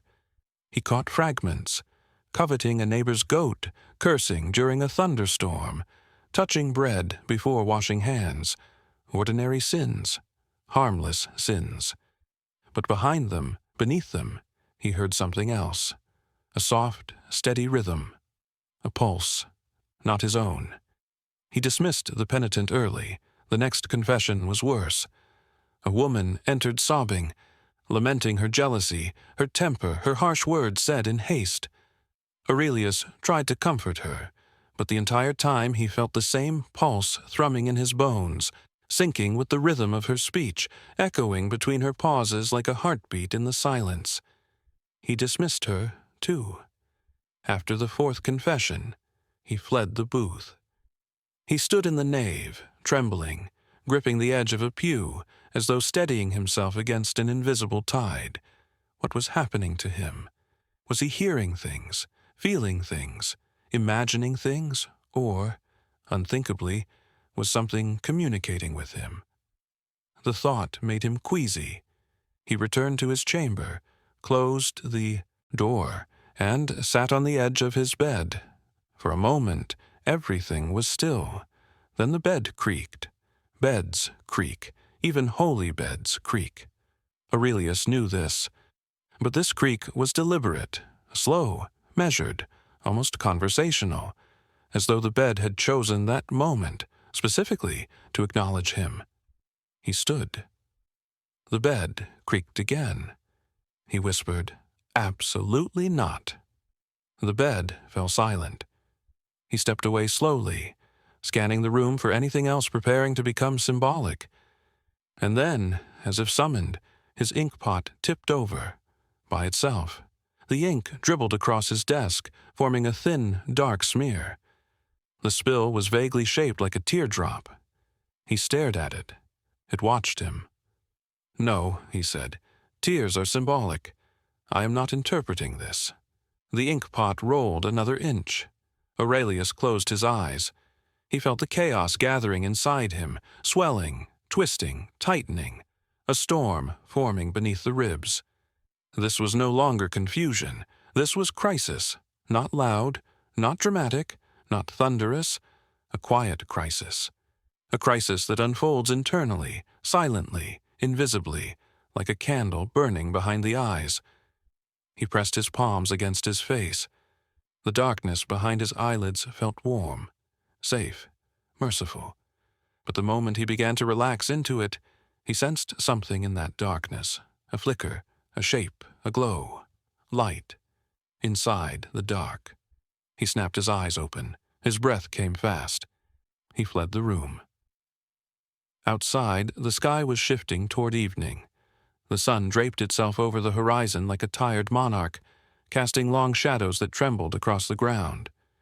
The world felt stretched thin, as though someone had pulled reality taut to see how much give it had left. Aurelius walked quickly, aimlessly, letting his legs lead him. He passed the olive tree. The leaf he had dropped earlier was gone. He passed the statue of St. Odrin. The statue's expression seemed different again, less confused, more sympathetic. Aurelius didn't stop. He walked toward the hills beyond the village, where the landscape opened into rolling fields and the horizon stretched, letting the world breathe wider. He needed air, space, silence that was not watching him. He climbed a slope and sat beneath a gnarled tree, letting his thoughts scatter like sheep too unruly for any shepherd. For a brief moment he felt the echo of peace, and then he heard it, a distant hum. Not the hum of water, not the hum of bees, not the hum of anything that belonged to the world he understood. It vibrated gently through the earth beneath him, low, resonant, ancient, like the voice of the land remembering something it had forgotten to forget. Aurelius pressed his hand to the ground. The hum pulsed beneath his fingertips. He swallowed hard. He closed his eyes. For a moment he felt weightless, as though sitting between two worlds, two truths, two states of being. Then the hum faded. He opened his eyes. The hillside looked normal again. Too normal. He stood, shaky, and walked back, toward the village, as twilight draped the sky in shadows thick enough to hide from. By the time he returned to the chapel, he felt hollowed out, like a man whose inner scaffolding had loosened, whose certainty had sprung a leak, whose soul felt slightly overcooked. He entered the chapel. The candlelight welcomed him. The shadows softened. For the first time in days, the space felt gentle. He sank to his knees before the altar and tried to pray, but no words came. His mind was a tangle of fear, frustration, exhaustion, and a strange curiosity he refused to acknowledge. He bowed his head. "Lord," he whispered, "I do not understand what is happening. Silence. But I wish you would stop. Silence. I am not strong enough for this." The silence shifted, not threatening, not comforting, simply adjusting itself like a blanket settling. "But if there is something you want from me," he said, voice trembling, "please, just say it plainly." A single candle flickered sharply. He flinched. "No," he amended quickly, "no flickers, no metaphors, no toast. Words would be ideal." The candles settled. Aurelius lowered his head. He felt tears gathering, unbidden, unwelcome, but certain. He wiped them away angrily. "Why now?" he whispered. "Why me? Why this?" The darkness around him softened. His breath slowed. His heartbeat steadied. But peace did not return. Nothing returned, just absence. A hollow absence. A silence that felt less like an answer and more like a withdrawal. And that was the worst part. Not the confusion, not the signs, not the hums, the whispers, the shifting light. The absence. As though God, or whatever force had been brushing his life with unsteady hands, had stepped back, leaving Aurelius alone in the echo of something unfinished. He knelt there for a long time, too long, until his legs trembled, until the candles burned low, until the chapel chilled. He whispered one final, fragile confession. "I am afraid." The silence accepted this, gently, quietly, without judgment. And for the first time in his middle-aged, carefully constructed spiritual life, Father Aurelius understood the terrible, intimate truth that every soul eventually faces. Crisis is not the loss of faith. Crisis is the moment faith begins asking questions you do not want to answer. There are thresholds one crosses quietly, gently, like stepping into a warm bath.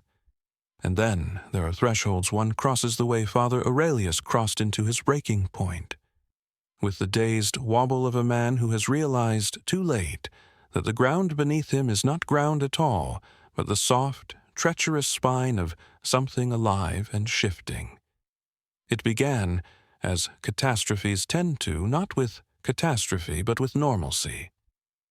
Aurelius woke at dawn, a dawn too bright, too golden, too suspiciously radiant for a man who had spent the previous day feeling psychologically mugged by the universe. The light seeped through his window, like a divine reminder that illumination was not optional. He lay still, hoping the sun would take the hint and leave. It did not. The sun never respects boundaries. He sat up slowly, rubbing his face, feeling the exhaustion of countless sleepless nights pooling behind his eyes. His bones ached with the accumulated weight of unprocessed symbolism. His throat felt sore from prayers that dissolved halfway between fear and irritation.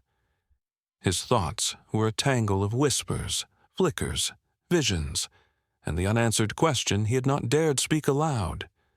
Did something want him? He dressed without ceremony. His robe felt heavier today, as though saturated with expectation, as though someone or something had woven a burden into the fabric during the night. He stepped into the hall. For the first time, he noticed how the monastery itself seemed to be leaning toward him. The stones hummed faintly, a low vibration felt rather than heard. The walls breathed.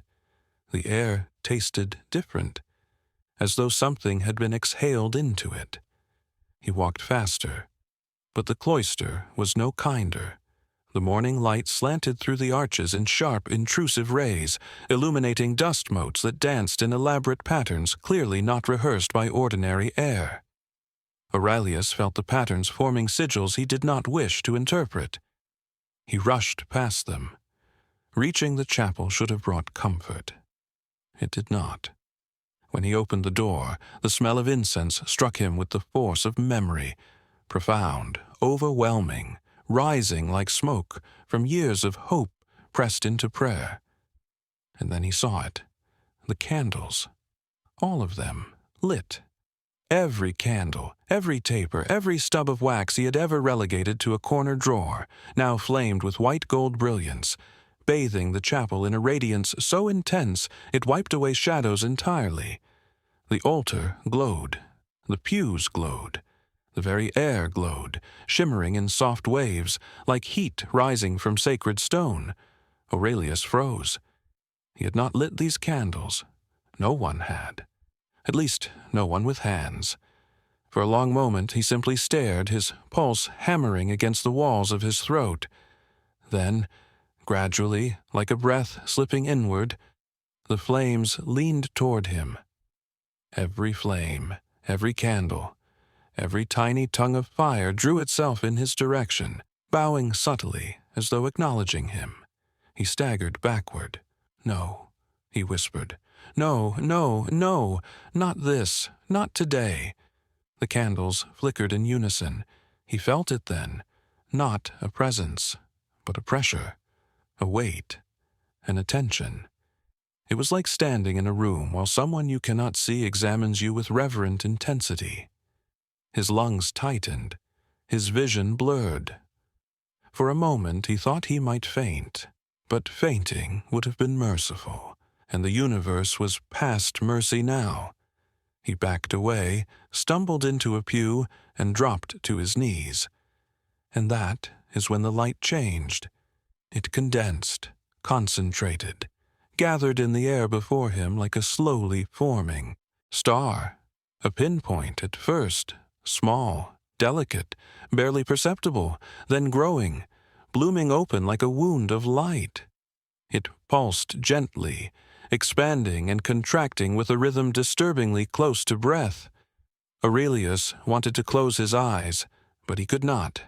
Some force, not authoritarian but persuasive, kept them open. The light hovered. He felt the warmth of it, but also something else, something beneath warmth, beneath sensation, beneath meaning. He felt recognition. The light recognized him. He trembled. "Lord," he whispered. The light brightened. Aurelius's heart seized. Tears sprang unbidden to his eyes. Tears of awe, fear, longing, confusion, the whole storm of human fragility rising at once. He bowed his head. "If you are here," he whispered, voice cracking, "if this is truly you." But the light pulsed sharply, not in affirmation, not in denial. Something between, something ambiguous. Aurelius raised his head, blinking through tears. The light drifted closer. He felt heat on his face. Then, with slow, deliberate gentleness, the light brushed against his cheek. Like a hand, a warm, radiant hand. A hand made of illumination and breath and unbearable tenderness. Aurelius choked on a sob. He had spent his whole life seeking God in silence, in ritual, in scripture, in duty. He had imagined divine contact countless times, but always through a veil, a shadow, a symbol. Never like this, never this direct, never this intimate. He reached out trembling fingers toward the light. It withdrew, not far, just enough. Aurelius gasped, devastated by the distance he had not known he needed. "Please," he whispered, "don't leave." The light pulsed again, but this pulse was different. It was warning. Aurelius's breath caught. "Are you?" he whispered. "Are you trying to tell me something?" The light dimmed, then flared, then dimmed again, like a shaken heart. Aurelius felt panic rising in his throat. He sensed something enormous, something unspeakable, something beyond comprehension trying, struggling, to make itself understood. "What do you want?" he whispered. The light contracted violently, shrinking into a tight, trembling orb. Aurelius lurched backward. The chapel air thickened. The candles flared upward in tall, screaming columns of fire. And then, with a sound like a gasp, the light exploded. Not outward, inward. It collapsed into itself like a shrinking star, folding into a single needlepoint of gold. And then it vanished. The candles extinguished. The chapel plunged into darkness, deep, immediate, suffocating darkness. Aurelius sat motionless. He could hear his heart pounding. He could hear the blood rushing behind his ears. He could hear the silence watching him. He waited for God to speak. Nothing spoke. He waited for a sign. No sign came. He waited for the light to return. It did not. Minutes passed, or hours. Time dissolved. Eventually, he whispered, "Why?" The chapel gave no answer. And that was the moment the breaking began. Aurelius felt something inside him crack, not loudly, not dramatically, quietly, like a stone splitting under decades of pressure. He bowed his head into his hands. He tried to pray. He could not form words. He tried to breathe. His breath shuddered with despair. He whispered, "Come back." But nothing came back, only the darkness. Pure, merciless, unbroken darkness, the kind he once adored but could no longer bear. He stumbled to his feet. He staggered out of the chapel and into the night air. The sky above him was starless. Clouds obscured everything.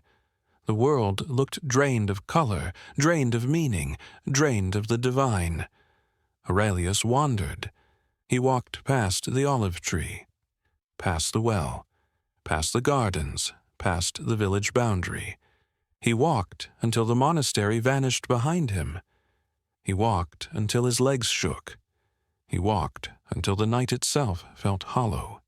And then, exhausted, broken, trembling, he stopped. He pressed his palm to his chest, feeling the frantic rhythm of his heart. "I thought you were there," he whispered to the sky. "I thought, for a moment, I saw you." His voice cracked. But what if that was not you?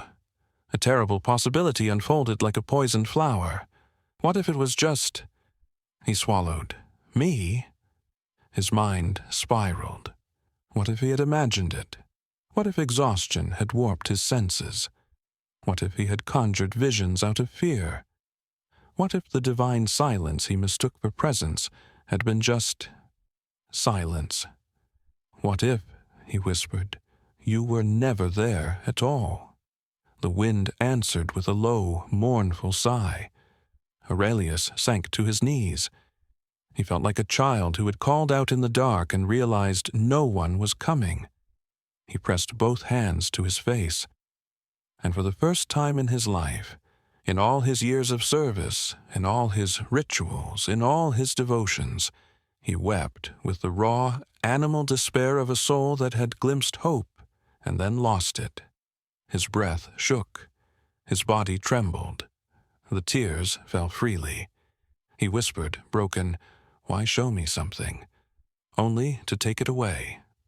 No answer. Why reveal yourself, just to disappear? Nothing. Why give me light if I am not allowed to keep it? Silence. He knelt in the dirt, consumed by the terrible truth. Nothing is more spiritual than failure. Nothing drives a man deeper into the divine than divine absence. Nothing wounds the seeker quite like an unanswered revelation. Aurelius sobbed until his strength left him.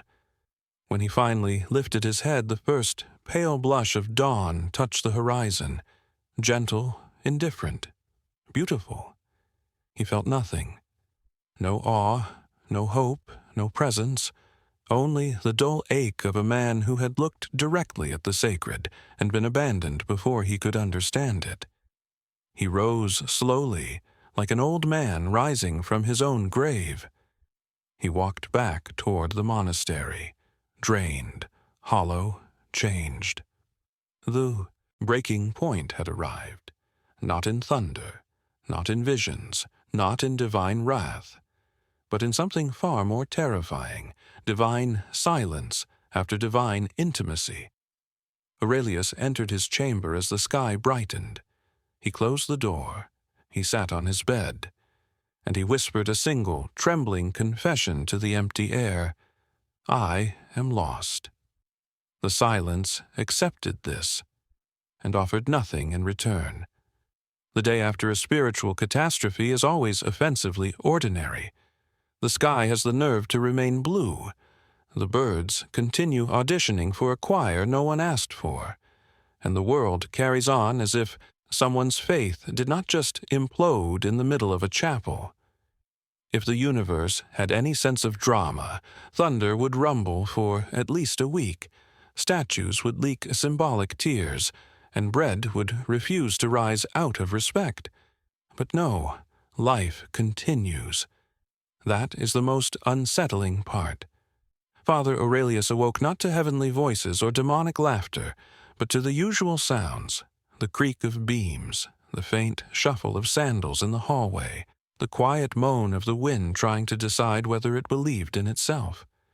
The storm inside him had passed. That was true, but not because it had resolved. It had simply exhausted itself, like a fire that has burned everything it possibly can, and now has nothing left to consume but its own ashes. He opened his eyes to a dull gray light slipping through the window. Not the blazing interrogation room luminosity of his visions, not the warm, honeyed glow of his youth, just light, tired light. The kind of light that looks like it, too, had been up all night, questioning the meaning of existence. He lay there for a long time, staring at the ceiling, listening to the quiet. The silence had changed. Once it had felt thick, fertile, full of hidden presence.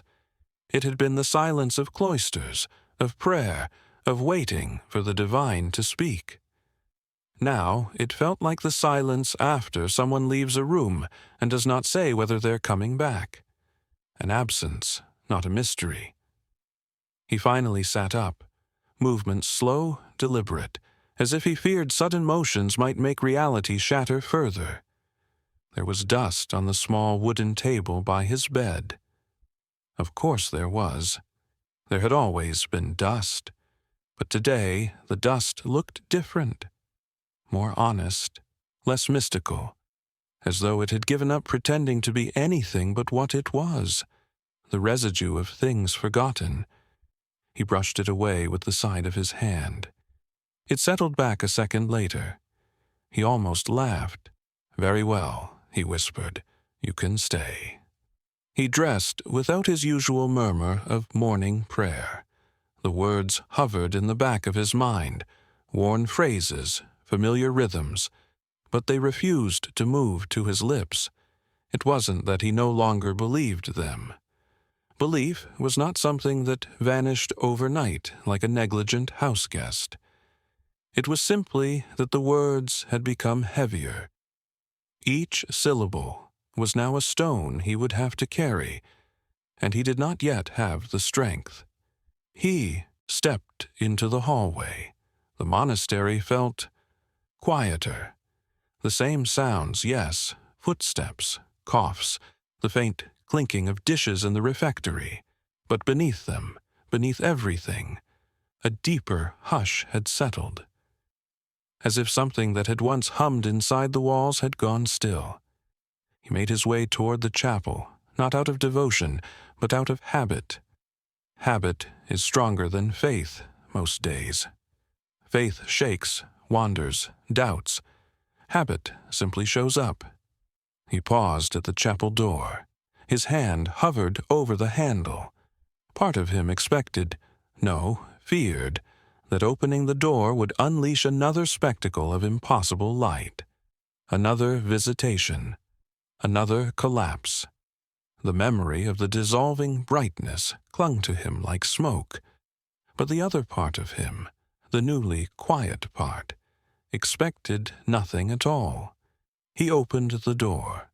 The chapel greeted him in ordinary morning dimness. A few candles burned low and modest, flickering in perfectly unsymbolic ways. The altar sat heavily, stubbornly itself. The stone floor held the chill of the night. No swirling radiance, no impossible warmth, no hovering points of holy interrogation. It was just a room again. He stepped inside. His sandals clicked softly on the stones, small, mortal sounds, swallowed by an unsentimental stillness. The air smelled of cooled wax and old incense, with the faint undercurrent of damp stone. Not unpleasant, just real. He approached the altar. The wax drippings from last night's multitude of self-lit candles had hardened in chaotic patterns across the stands. Evidence remained, meaning did not. It was all there in solidified form, the excess, the brightness, the attempted contact, the collapse. He ran a thumb over one of the hardened streams. "Did I imagine it?" he asked the air. The air refused to commit. He looked up at the crucifix, at Christ's wooden face frozen in eternal mid-suffering. Once, that expression had inspired him, comforted him, reminded him of sacrifice and mercy and eternal love. Today, it reminded him of someone who knew exactly how badly things could go wrong and had decided not to comment. "You could say something," Aurelius murmured. The carved eyes continued looking downward, not past him, through him, as if searching for something that used to be there. He tried to kneel. His knees reached the floor, but his soul did not. No prayer came. There was only a long, hollow silence. Inside him, around him, between him and the wooden Christ. Not hostile, not cold, just empty, like a room cleared after a long argument. He rose slowly and stepped back. For a moment he felt disoriented, not because the chapel had changed, but because his relationship to it had. The sacred space had not collapsed. He had. And now he was left with a building whose meaning he could no longer borrow. He turned away and walked toward the nave. The pews sat in neat rows, patient as ever. Dust clung to their edges. A lone spider had attempted to consecrate a corner with its web. The stained glass windows filtered thin light into softened colors. Once he had found these colors soothing. Now they felt like half-remembered promises. He sat. Not to worship, not to meditate, but simply because his legs felt weak and his mind needed somewhere quiet to unravel. You know that feeling, don't you? When a place you trusted no longer fits the same way. A childhood room that feels smaller. A familiar street that seems off-key. a prayer that sounds different coming out of your own mouth. Aurelius sat in the pew and felt the chapel pressing against him with all its old meanings, while inside him those meanings found no purchase. He rubbed his forehead with the tips of his fingers, as if trying to smooth out the creases reality had left there. Perhaps, he whispered to himself, this is just exhaustion. It was a comforting lie, and for a moment he almost believed it. The day carried on with almost offensive normalcy. Brother Matthias asked him about psalm assignments. Sister Lynette requested he bless a batch of herbs for the infirmary. A novice tripped on a step and looked to him, embarrassed, for reassurance. He gave answers. He blessed the herbs. He smiled at the novice and said, "Grace trips often before it learns to walk." They laughed. They saw a priest functioning, responding, guiding.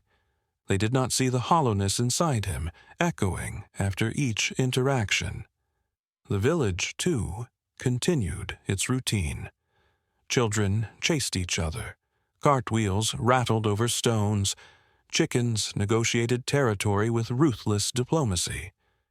No one suspected the priest that walked among them was now a man who had touched something bright and come back with burned hands. He listened to their concerns with automatic patience. Missing goats, marital grievances, speculative theology about whether heaven allowed snoring.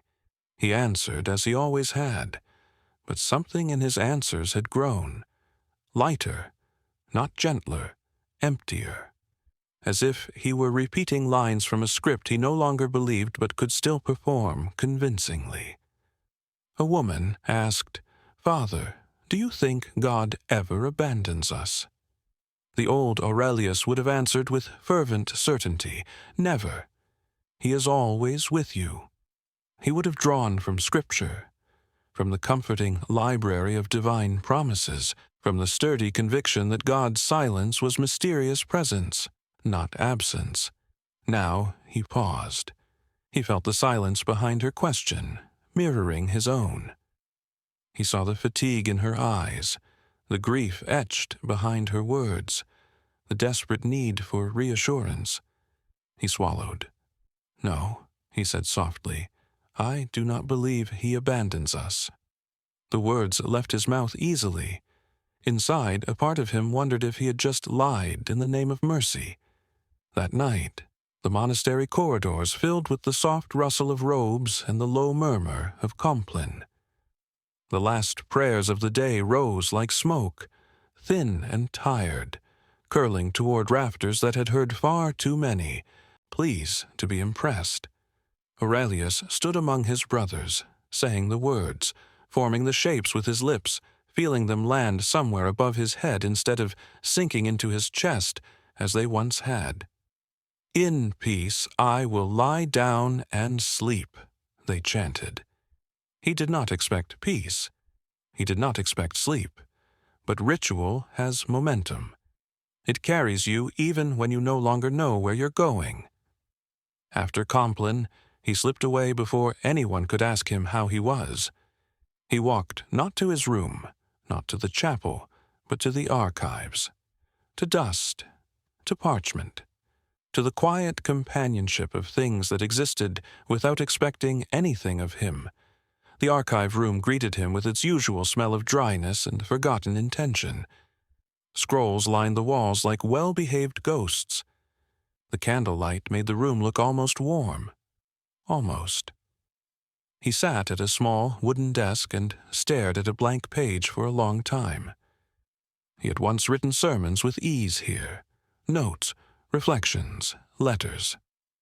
Now he picked up the quill and could not decide what language to use. The language of faith he no longer trusted, or the language of doubt he did not yet understand. He dipped the quill in ink.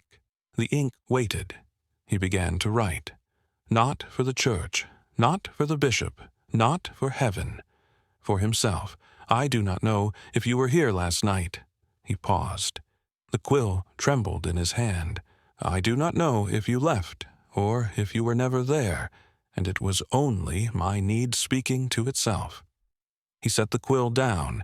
The ink glistened on the page, drying slowly into something unerasable. There is a particular kind of loneliness reserved for those who have believed deeply and now are not sure what remains. It is not the loneliness of being unloved or unseen or unheard. Aurelius knew the villagers loved him, his brothers respected him, his presence mattered. No, this was a loneliness before the infinite, a sense of standing on a cliff and realizing the landscape beyond, which you once thought crowded with angels, might just be empty air. He leaned back in his chair and closed his eyes. Dust floated lazily in the air, turning in soft spirals. In the corner, a spider diligently repaired a web that no one appreciated. A scroll unfurled slightly on a shelf, the old parchment whispering as it shifted. Nothing miraculous, nothing symbolic, nothing divine. Just dust, cobwebs, parchment, breath. And in that simplicity, something inside him softened. "Fine," the silence seemed to say. "If you cannot believe in me right now, then believe in this. The weight of the table beneath your hand, the ache in your shoulders, the slow, steady rhythm of your heart refusing to quit, the taste of old air, the reality of your own existence, small and absurd and unrequested." Perhaps that, too, was a kind of prayer. He opened his eyes again and whispered into the empty archive, "I am still here." No answer came, but the statement itself lingered, suspended in the dust like a fragile truce. He returned to his room, later, the corridor lanterns casting long, thin shadows along the walls. His chamber felt different now, less like a sanctuary, more like a silent witness. The bed, where he had experienced interior earthquakes, now waited quietly, indifferent to theology, competent only at supporting his weight. He blew out the candle. Darkness settled. Not the heavy, breathing darkness of mystical expectation, not the suffocating darkness that follows the collapse of a vision. Just dark. He lay down, staring into it. Once he had loved darkness because it allowed mystery. Now he tolerated it because it did not argue with him. His mind wandered through the ruins of his beliefs, picking up fragments, examining them like shards of stained glass. Some pieces still shimmered. Love, compassion, mercy, the human ache for meaning, the tenderness he felt for his villagers, the instinct to comfort even when he was unsure what he believed. Those fragments, he realized, had not shattered. The part that had collapsed was not love, not goodness, not the desire to do what was right. It was certainty, the brittle, glittering structure of certainty that had once held everything in place. That, he now saw, had always been a little fragile, a little too clean, a little too bright. No wonder the light scared him now. It had broken his masterpiece of answers and left him with questions he didn't know how to polish into sermons. He turned onto his side. He listened. He half expected a whisper. None came. He half expected the bed to creak in strange punctuation. It did not. He half expected the candle, extinguished, to flare back to life in some final act of poetic sabotage. It remained obediently dead. Just emptiness, just breath, just the low, steady thumping of his heart. It occurred to him, bitterly, quietly, that for all his years preaching about trusting God in darkness, he had never considered that darkness might sometimes contain nothing but himself. "Is this," he asked the ceiling softly, "what you meant by trust?" He did not know who "you" was anymore. The question floated up, bumped against the plaster, and drifted back down unanswered. The night stretched. In that long, unsettling calm, he noticed things he had never paid attention to before. The sensation of the blanket against his skin, the tickle of a stray strand of hair on his forehead, the faint scrape of a mouse somewhere behind the wall, going about its life with admirable indifference to his existential breakdown. The world, he realized, was continuing unfazed by his crisis. God, if present, was not rushing to clarify anything, and he, whether he liked it or not, remained. The storm was over. The silence after, however, was its own kind of weather, a slower one, a colder one, less spectacular but more enduring. It would not knock him to the ground.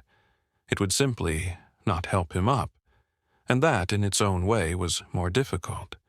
If you have ever been there, in that quiet, after faith's earthquake, where nothing seems certain but your own breathing, you know this place. The ash has settled. The dust has stopped falling. The structures still stand, but they look hollow. From the outside you appear fine. On the inside a whole city has lost its lights. Aurelius closed his eyes. For a long time he simply listened to the sound of his own breathing. In, out, in, out. He remembered the vision, the light, the touch on his cheek, the tenderness, the sudden collapse, the vanishing. He did not know if he believed it had been real any more, but he knew it had changed him. Perhaps that was the cruelest lesson. Some encounters do not clarify, they complicate. Some revelations do not answer. They dismantle the questions and leave you holding pieces that no longer fit together. Some nights do not end with dawn. They linger in your bones long after the sun has returned. He whispered into the darkness, "If you will not speak, I will at least stay." The words surprised him. They sounded less like surrender and more like stubbornness. He almost smiled. Perhaps, he thought, there was a strange dignity in that.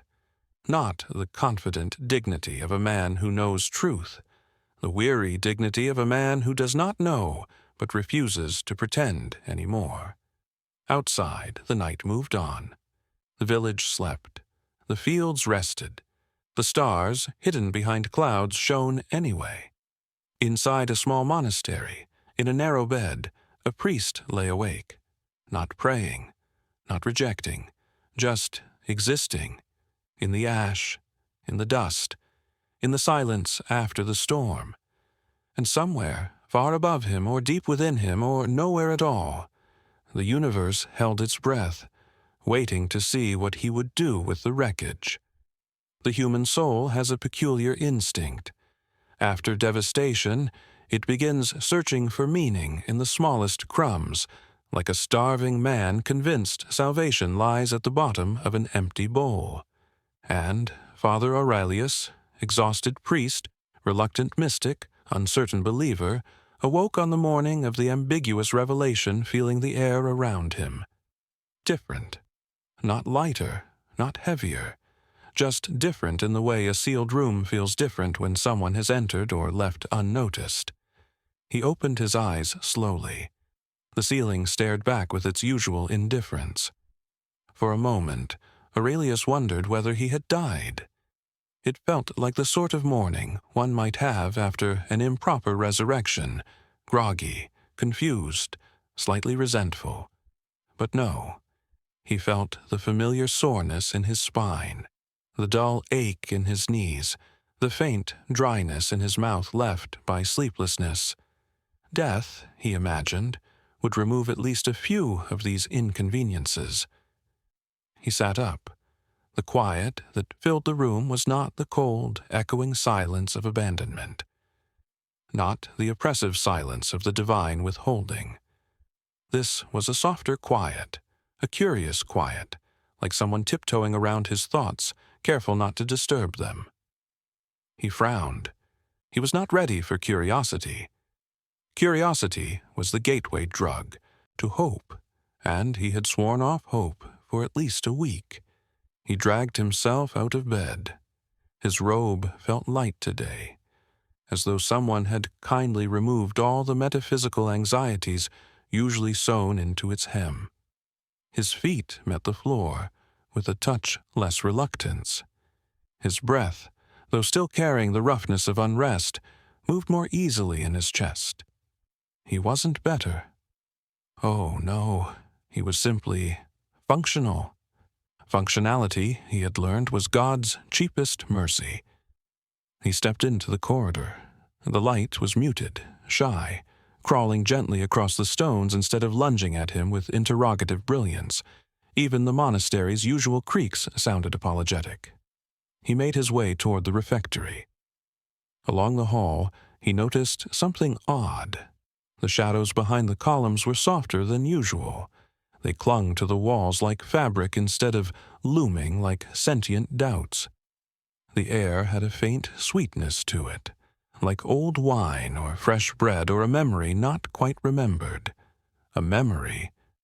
Yes, that was it.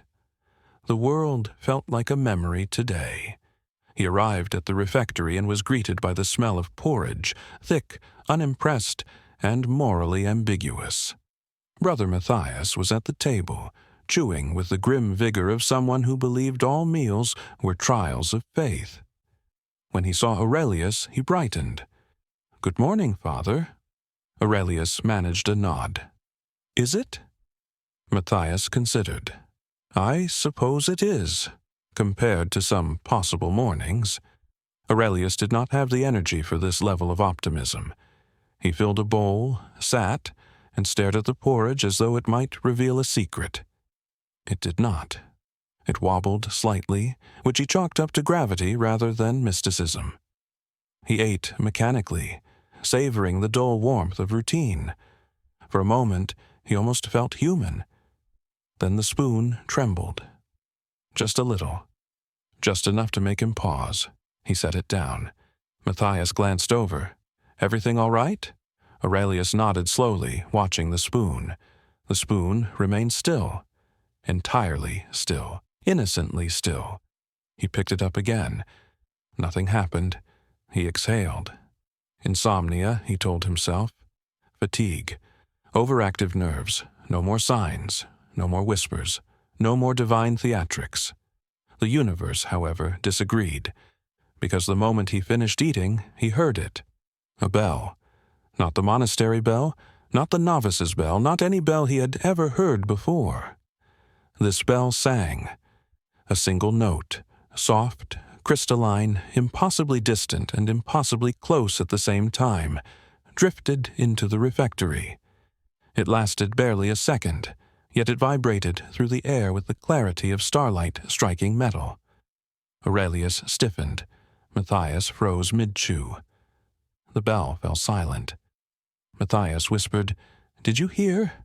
"No," Aurelius interrupted, "but it sounded like no." Matthias blinked at him. Aurelius stood abruptly and walked out before Matthias could ask more questions. He moved through the monastery with the haste of a man fleeing both revelation and indigestion. In the courtyard, sunlight rested on the stone in soft patches. He expected something, the air to shimmer, the shadows to shift, the ground to hum, but everything looked painfully normal. He exhaled, relieved. Then a leaf fell. A single leaf. From the olive tree he had visited during his earlier days of unraveling. He ignored it. It fell faster. He ignored it harder. It landed on his shoulder. He sighed. Slowly, pretending he was merely brushing off tree debris and not negotiating with cosmic symbolism, he plucked the leaf and examined it. It looked like a leaf. He turned it over. Still a leaf. He tossed it aside. Then another leaf fell, and another, and another. Soft patters around him, 1, 2, 5, 20, until suddenly the ground was gently carpeting itself with falling olive leaves, each drifting downward with the serene choreography of something that absolutely intended to be interpreted. Aurelius stared upward. The tree was not moving. There was no wind. The leaves were falling without cause, without pattern, without any regard for botanical dignity. He whispered, "Oh, no," because the leaves weren't falling randomly. They were falling around him, not onto him, not before him, not behind him, around him, forming a near-perfect circle, a silent, leafy ring. Aurelius closed his eyes. Not again. The leaves fell still. He opened one eye. They lay on the ground, arranged with unsettling precision. He stepped out of the circle. Nothing happened. He stepped back in. A breeze kissed his cheek. He froze. He stepped out again. The breeze stopped. "In the name of all that is unhelpfully mystical," he muttered, "what exactly am I supposed to do with this?" The universe remained, as usual, uncooperative and smugly poetic. He walked away quickly, refusing to glance back. But he felt the circle's presence trailing behind him like a private joke told by the universe at his expense. He entered the chapel to find solace. The chapel had other plans. The moment he crossed the threshold, he felt it. Warmth. Not heat from candles, not sunlight through windows, not breath or wind. Warmth, emanating from the altar. He approached slowly. The nearer he got, the stronger it grew. It wrapped around him like a shawl woven from memory and anticipation. His heartbeat quickened, not from fear, but from an ancient instinct that recognized something beyond itself. He reached the altar. The warmth intensified. He placed a hand upon the cloth. It pulsed, gently, rhythmically, like something alive beneath it. Aurelius yanked his hand back. "No." The altar pulsed again, slightly stronger this time, as if insisting. He stepped closer, breath tight. The air around him thickened. He felt something building, rising, gathering itself the way a storm gathers clouds, or the way a thought gathers courage. And then he heard it. A voice. Not inside his head, not outside it. Somewhere between. A whisper. A breath. A presence. A sound that resembled speech only in the way a distant melody resembles words not yet formed. Aurelius leaned in. He could not make out the message, only the intention, the wanting, the almostness of meaning pressing toward him like a concept trying to incarnate itself. He whispered, "Speak plainly." The whisper responded, not with clarity, not with instruction, but with something painfully similar to a sigh. The altar cloth rippled. Just once. Just enough. Aurelius stepped back so quickly he nearly tripped. The whisper faded. The warmth lingered. He exhaled shakily. "All right," he murmured. "If you're trying to tell me something, this is not the way." A soft chuckle echoed through the chapel. Except it wasn't a chuckle. It was the wood creaking, or the air shifting, or the very world expressing amusement.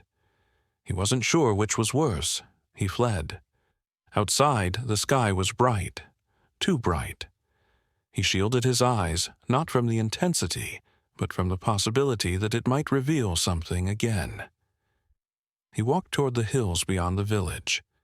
He needed space, distance, a horizon that didn't pulse. The grass brushed against his robes as he climbed. Birds called in the distance, ordinary birds, thank heaven. No prophetic sparrows, no apocalyptic chants, just chirping. He sat beneath the same tree where he had heard the hum days earlier. He closed his eyes. He breathed, slowly, in, out, in, out. For a moment, nothing happened, nothing pulsed, nothing whispered, nothing rearranged itself into cosmic punctuation. Just wind, just earth, just breath. Relief seeped into him like warm water. He almost drifted toward sleep, and that is when he saw it. Not with his eyes. Behind them, within them, in the soft inner dark where dreams unspool and visions pretend they are not visions. A light. not the violent, consuming radiance of his breaking point, not the gentle flicker of candles, a distant light, a star-like point far beyond anything earthly. Small, steady, watchful, it approached, not rushing, not blazing, but gliding with impossible serenity. He felt no fear, only a strange, soothing inevitability. The light hovered before him. It pulsed once.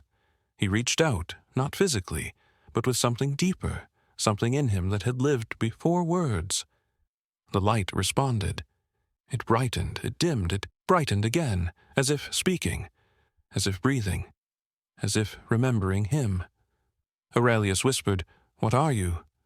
The light expanded, and within its glow he saw a hand, a face, a form, nothing, everything.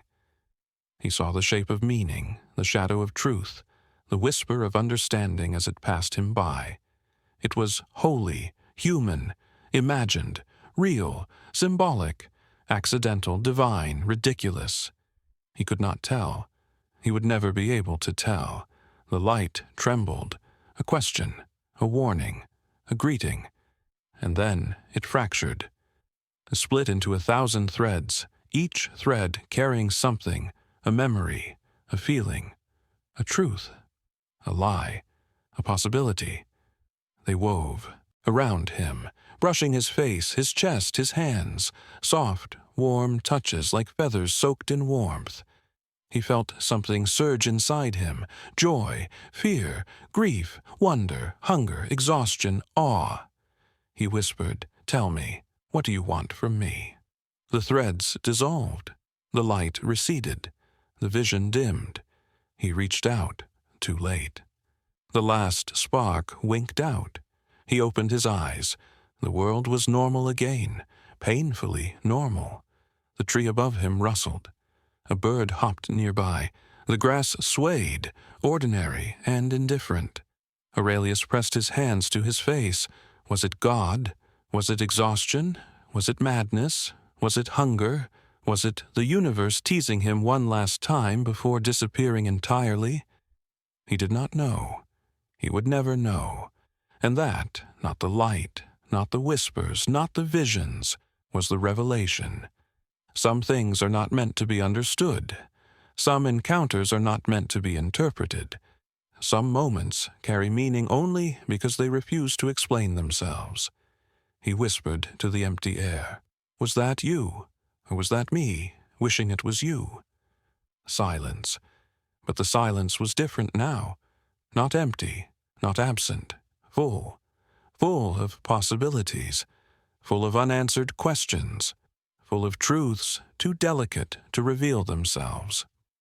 Aurelius sat in the grass, trembling, breathing, slowly accepting the one lesson the universe had been trying to teach him, through cryptic toast, humming wells, sentient candles, and collapsing visions. Revelation is never clear. It is always ambiguous. It is always incomplete. It is always dangerous. And yet, it is always real, even when it might not be. He rose slowly, his legs unsteady.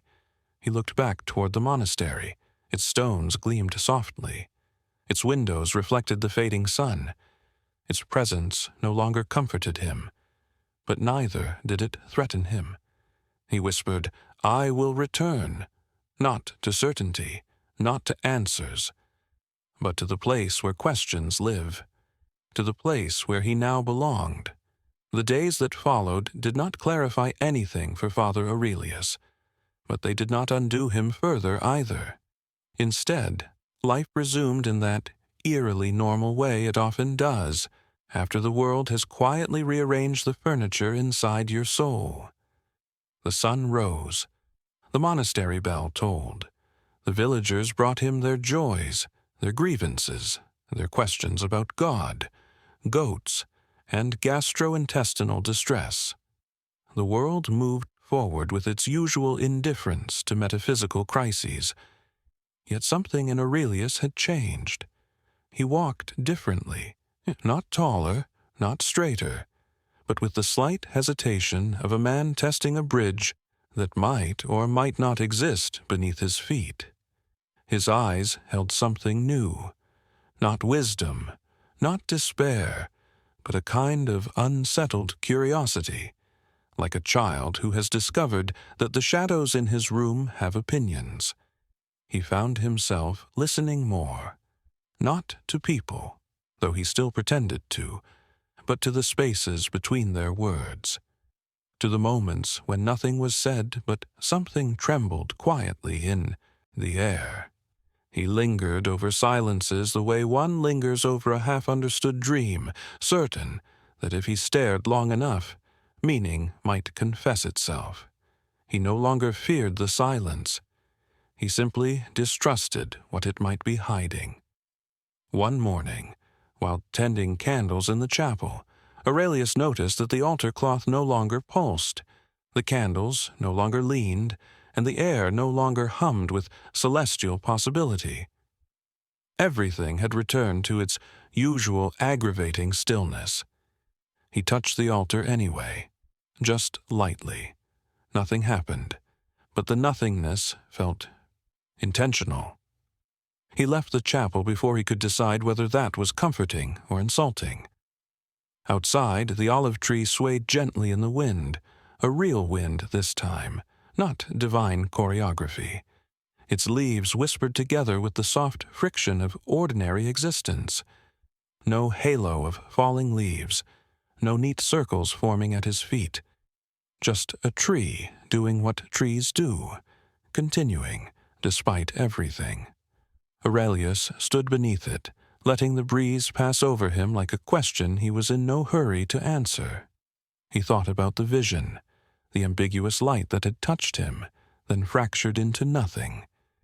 He thought about the whisper that had brushed his mind. He thought about the silence afterward, which had felt less like abandonment and more like a door gently clicking shut. Had he imagined it? Was it divine? Was it madness? Was it something in between, some delicate space where human longing and cosmic reticence touched fingertips for a moment before drifting apart? He would never know, and the strangest part was this. He wasn't sure he wanted to. The desire for certainty had exhausted itself. Certainty was too heavy, too sharp, too demanding. Now he carried questions that shifted lightly in his hands like silver coins. He walked toward the village, letting his thoughts ripple loosely, undirected. A child ran past him, laughing. A woman swept dust from her doorstep with righteous fury. A farmer cursed gently at a stubborn goat. These small, human realities grounded him far more than visions of ambiguous light. He raised a hand in greeting. The villagers smiled warmly. They trusted him, not because he was certain, but because he loved them. That was a quieter truth, a truer truth, one that did not require miracles or signs or interpretive hallucinations. He found himself in the square, pausing near the fountain where water poured steadily from a stone cherub's mouth. The water did not sing. It did not ripple in coded messages. It simply flowed, patient and indifferent. He cupped some in his hands and drank. It tasted like water. And yet, hidden beneath the simplicity, he felt something else. Not mysticism, not symbolism, not revelation, just life. A soft, persistent insistence of existence. He breathed deeply. For the first time in many days, he felt no pressure behind his ribs, no tremor of fear, no whisper at the edge of hearing. Only a faint, unfamiliar emotion rising inside him like a timid sunrise. Calm. He was not healed. He was not restored. He was not illuminated. But he was less afraid. He sat on the edge of the fountain, letting sunlight warm the back of his robe. As he watched the villagers move about their morning routines, he realized something quietly devastating. Nobody knew. Nobody suspected.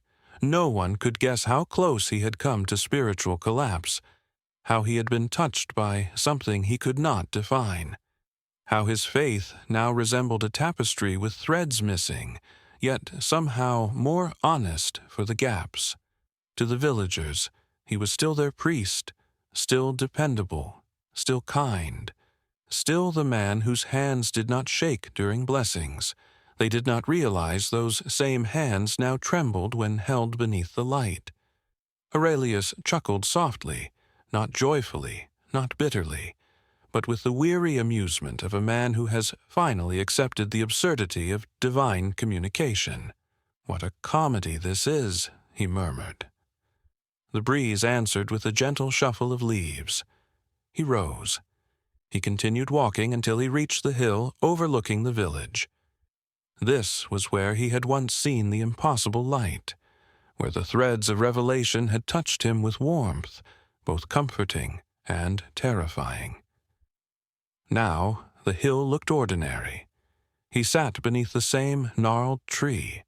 The grass bent beneath him with no prophetic intent. Aurelius lifted his gaze to the sky. The clouds drifted by, fat and unconcerned. A bird soared overhead, screaming about worms rather than theology. The sun warmed his cheeks in a way that felt reassuringly undivine. He exhaled. "Is this enough?" he asked the sky. The sky, as usual, misunderstood the assignment. A cloud shifted into a vague shape, perhaps a chalice, perhaps a potato. "Very helpful," Aurelius muttered. But he didn't look away. He sat for a long time, long enough to forget why he had come, long enough to become merely a man sitting on a hill, listening to the earth breathe. And in that stillness, in that fragile peace, something quietly unfolded inside him. Not a revelation, not a vision, not a whisper, a possibility, a soft, trembling awareness. He did not need clarity to move forward. He did not need certainty to serve. He did not need divine theatrics to love the world. Faith did not have to be a fortress. It could be a garden, a shifting living thing, unpredictable, imperfect, growing even through cracks. Brokenness, he realized, was not the opposite of faith. It was its oldest companion. He lowered his head into his hands, and for the first time since the breaking point, he did not cry. He simply existed, quietly, openly, without answers. As he sat there, the wind changed direction, not dramatically, not symbolically, just naturally. It passed over him like a sigh. He lifted his head, and that's when he noticed it.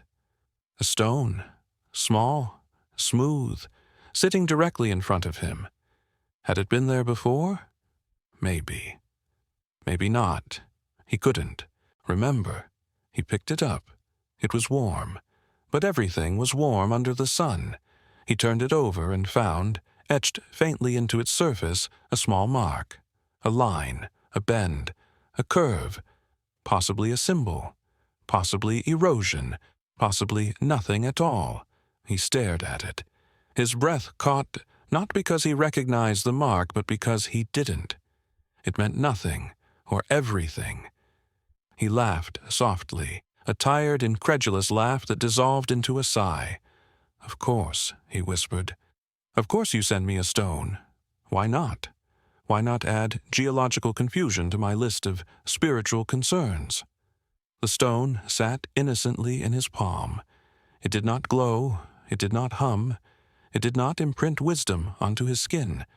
It was simply there, quiet, present, unexplained. Aurelius placed it in his pocket, not because he believed it was a sign, not because he believed it wasn't, because uncertainty, he realized, was now simply part of his life. He rose from the hill. He looked back once at the tree, at the sky, at the absurd stone, at the emptiness that felt strangely full.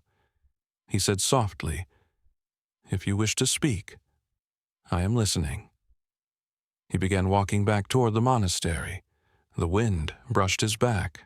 The grass parted before him. A single olive leaf drifted down. It missed him entirely. He smiled, a small smile, a private smile, a smile of someone who expected nothing and yet remained open to everything. He continued down the hill. In the distance, the monastery bells tolled for evening prayer. Aurelius inhaled deeply, feeling the sound vibrate through the valley, through his ribs, through the spaces inside him that once ached. He did not know what the next day would bring. He did not know whether the light would return. He did not know whether God was gently guiding him or politely ignoring him. He only knew one thing. He would keep walking. And perhaps that was the closest thing to faith he had ever truly possessed. Night arrived gently that evening, as if trying not to disturb the fragile balance Father Aurelius had finally, painstakingly achieved inside himself. It crept quietly over the rooftops of the village, brushed the monastery walls with softening shadows, and wrapped the hills in a velvet hush. The day surrendered without argument, without spectacle. A humble surrender. Aurelius welcomed it. He stepped into the monastery courtyard and inhaled the cool air. It tasted faintly of pine, faintly of stone, faintly of nothing at all, a neutrality he found comforting after weeks of metaphor shoved rudely into his life. The sky above him was clear tonight, a black, polished bowl, scattered with stars too far away to bother meddling with mortal affairs. Good. He appreciated their restraint. His sandals brushed the stones as he crossed toward the chapel for evening prayers. He moved without urgency, without hesitance, without the slightest expectation that anything unusual would happen. Expectations, he had learned, were the most dangerous form of belief. He paused at the chapel door. The wood was cool beneath his fingertips, not humming, not vibrating, not pulsing with cosmic subtext. Just wood, just a door, just the silent threshold between the world and its rituals. He opened it. The chapel lay dim and quiet before him. A few candles trembled lightly, offering small encouragements of light rather than interrogations. Shadows draped themselves politely across pews. The air smelled of old incense and faint wax, familiar scents that carried no hidden agenda. Aurelius stepped inside. His footsteps did not echo dramatically. The candles did not flare in recognition. No divine voice cleared its throat. The chapel simply received him with the weary grace of an old house that has seen too much and no longer wishes to impress anyone. He knelt. His knees ached. He found the ache comforting. His elbows rested on the pew before him. His hands curled loosely, no longer clasped with desperate intention. His eyes drifted closed, but not in ritual, more like someone resting their face in the dark, because the world has asked too many questions today. And he prayed. Not in words, not in doctrine, not in liturgical sequences memorized from youth.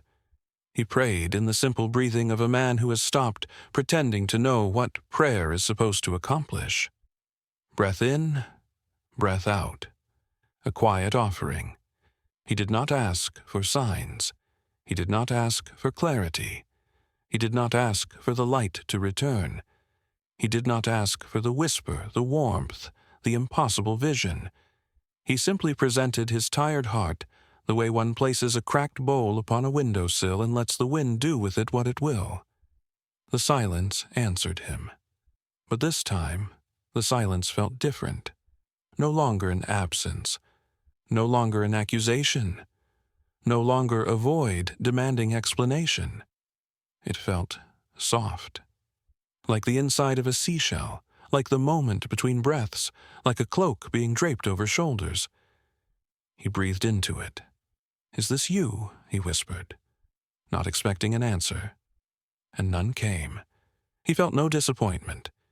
He rose slowly, the stiffness in his joints reminding him that even if holiness escaped him, age would not. He stepped back into the chapel, glancing up at the stained glass window above the altar. At this hour, it held no light. Its colors were dark, muted. Ironically, that made them easier to appreciate.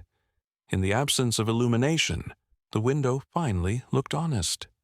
He turned to leave. As he reached the door, he stopped. Something subtle shifted behind him, so subtle he might have imagined it. A soft movement of air, a faint warmth on the back of his neck, a momentary thickening of the dark. He looked over his shoulder. The chapel looked exactly as before, and yet the closest candle far across the room flickered once, just once, a brief, almost embarrassed tremor. Aurelius stared at it. He waited. Nothing else happened. He exhaled, half relief, half disappointment, half amusement at himself for still expecting anything at all.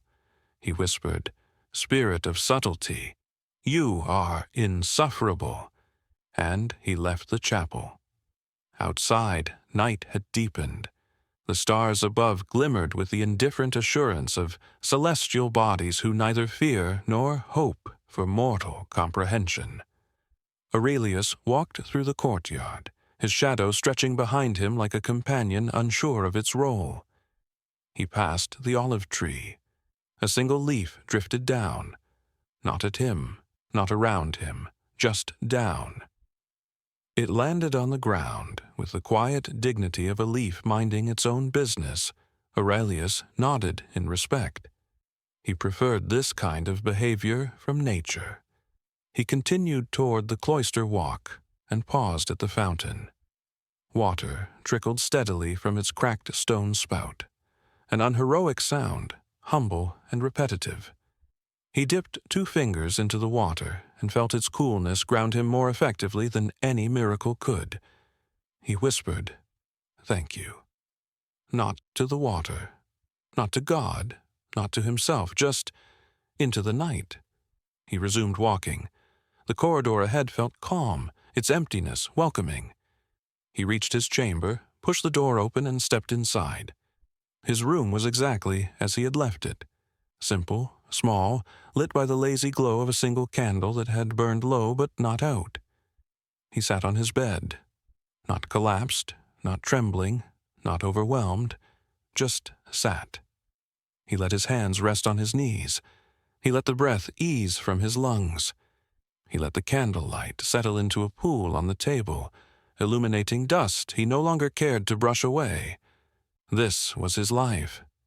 Not the spectacular one he had imagined as a novice, not the illuminated one he had glimpsed briefly in impossible visions, not the broken one he had feared in the depths of crisis, but a life nonetheless, a human one, a modest one. Aurelius glanced toward the window. Outside, the night pressed gently against the glass, peaceful, unhurried, unopinionated. He whispered, "I can live with this." And for the first time the thought did not frighten him. He lay down on his bed, letting the rough linen cradle his tired frame. He folded his hands over his stomach, not in prayer, not in surrender, but in quiet acceptance of being a creature made of dust, breath, and wandering questions. He closed his eyes. Sleep approached not as a crashing wave, but as a soft tide, slow, steady, inevitable. Just before he drifted fully into rest, he felt something in the room shift, not physically, not audibly, more like a feeling unfurling itself in the air, a presence, or his imagination, or the gentle settling of the world as it exhaled. It hovered above him like a hand not touching, but reaching. His lips parted. He whispered one last time, "If that is you, you do not have to explain anything." A breeze, impossibly light, impossibly brief, brushed across his cheek. He smiled faintly, and sleep took him. The monastery slept. The village slept. The hills slept. Dust settled. Candles cooled. The earth hummed its low, ancient lullaby. And somewhere, in the quiet between stars, perhaps something watched him, or perhaps nothing watched him. The ending remained open, as all endings do when the subject is faith, as all endings must when the story concerns a man learning to live inside the questions. And so the candle dims, and the silence settles, and the night folds in around the world like a cloak.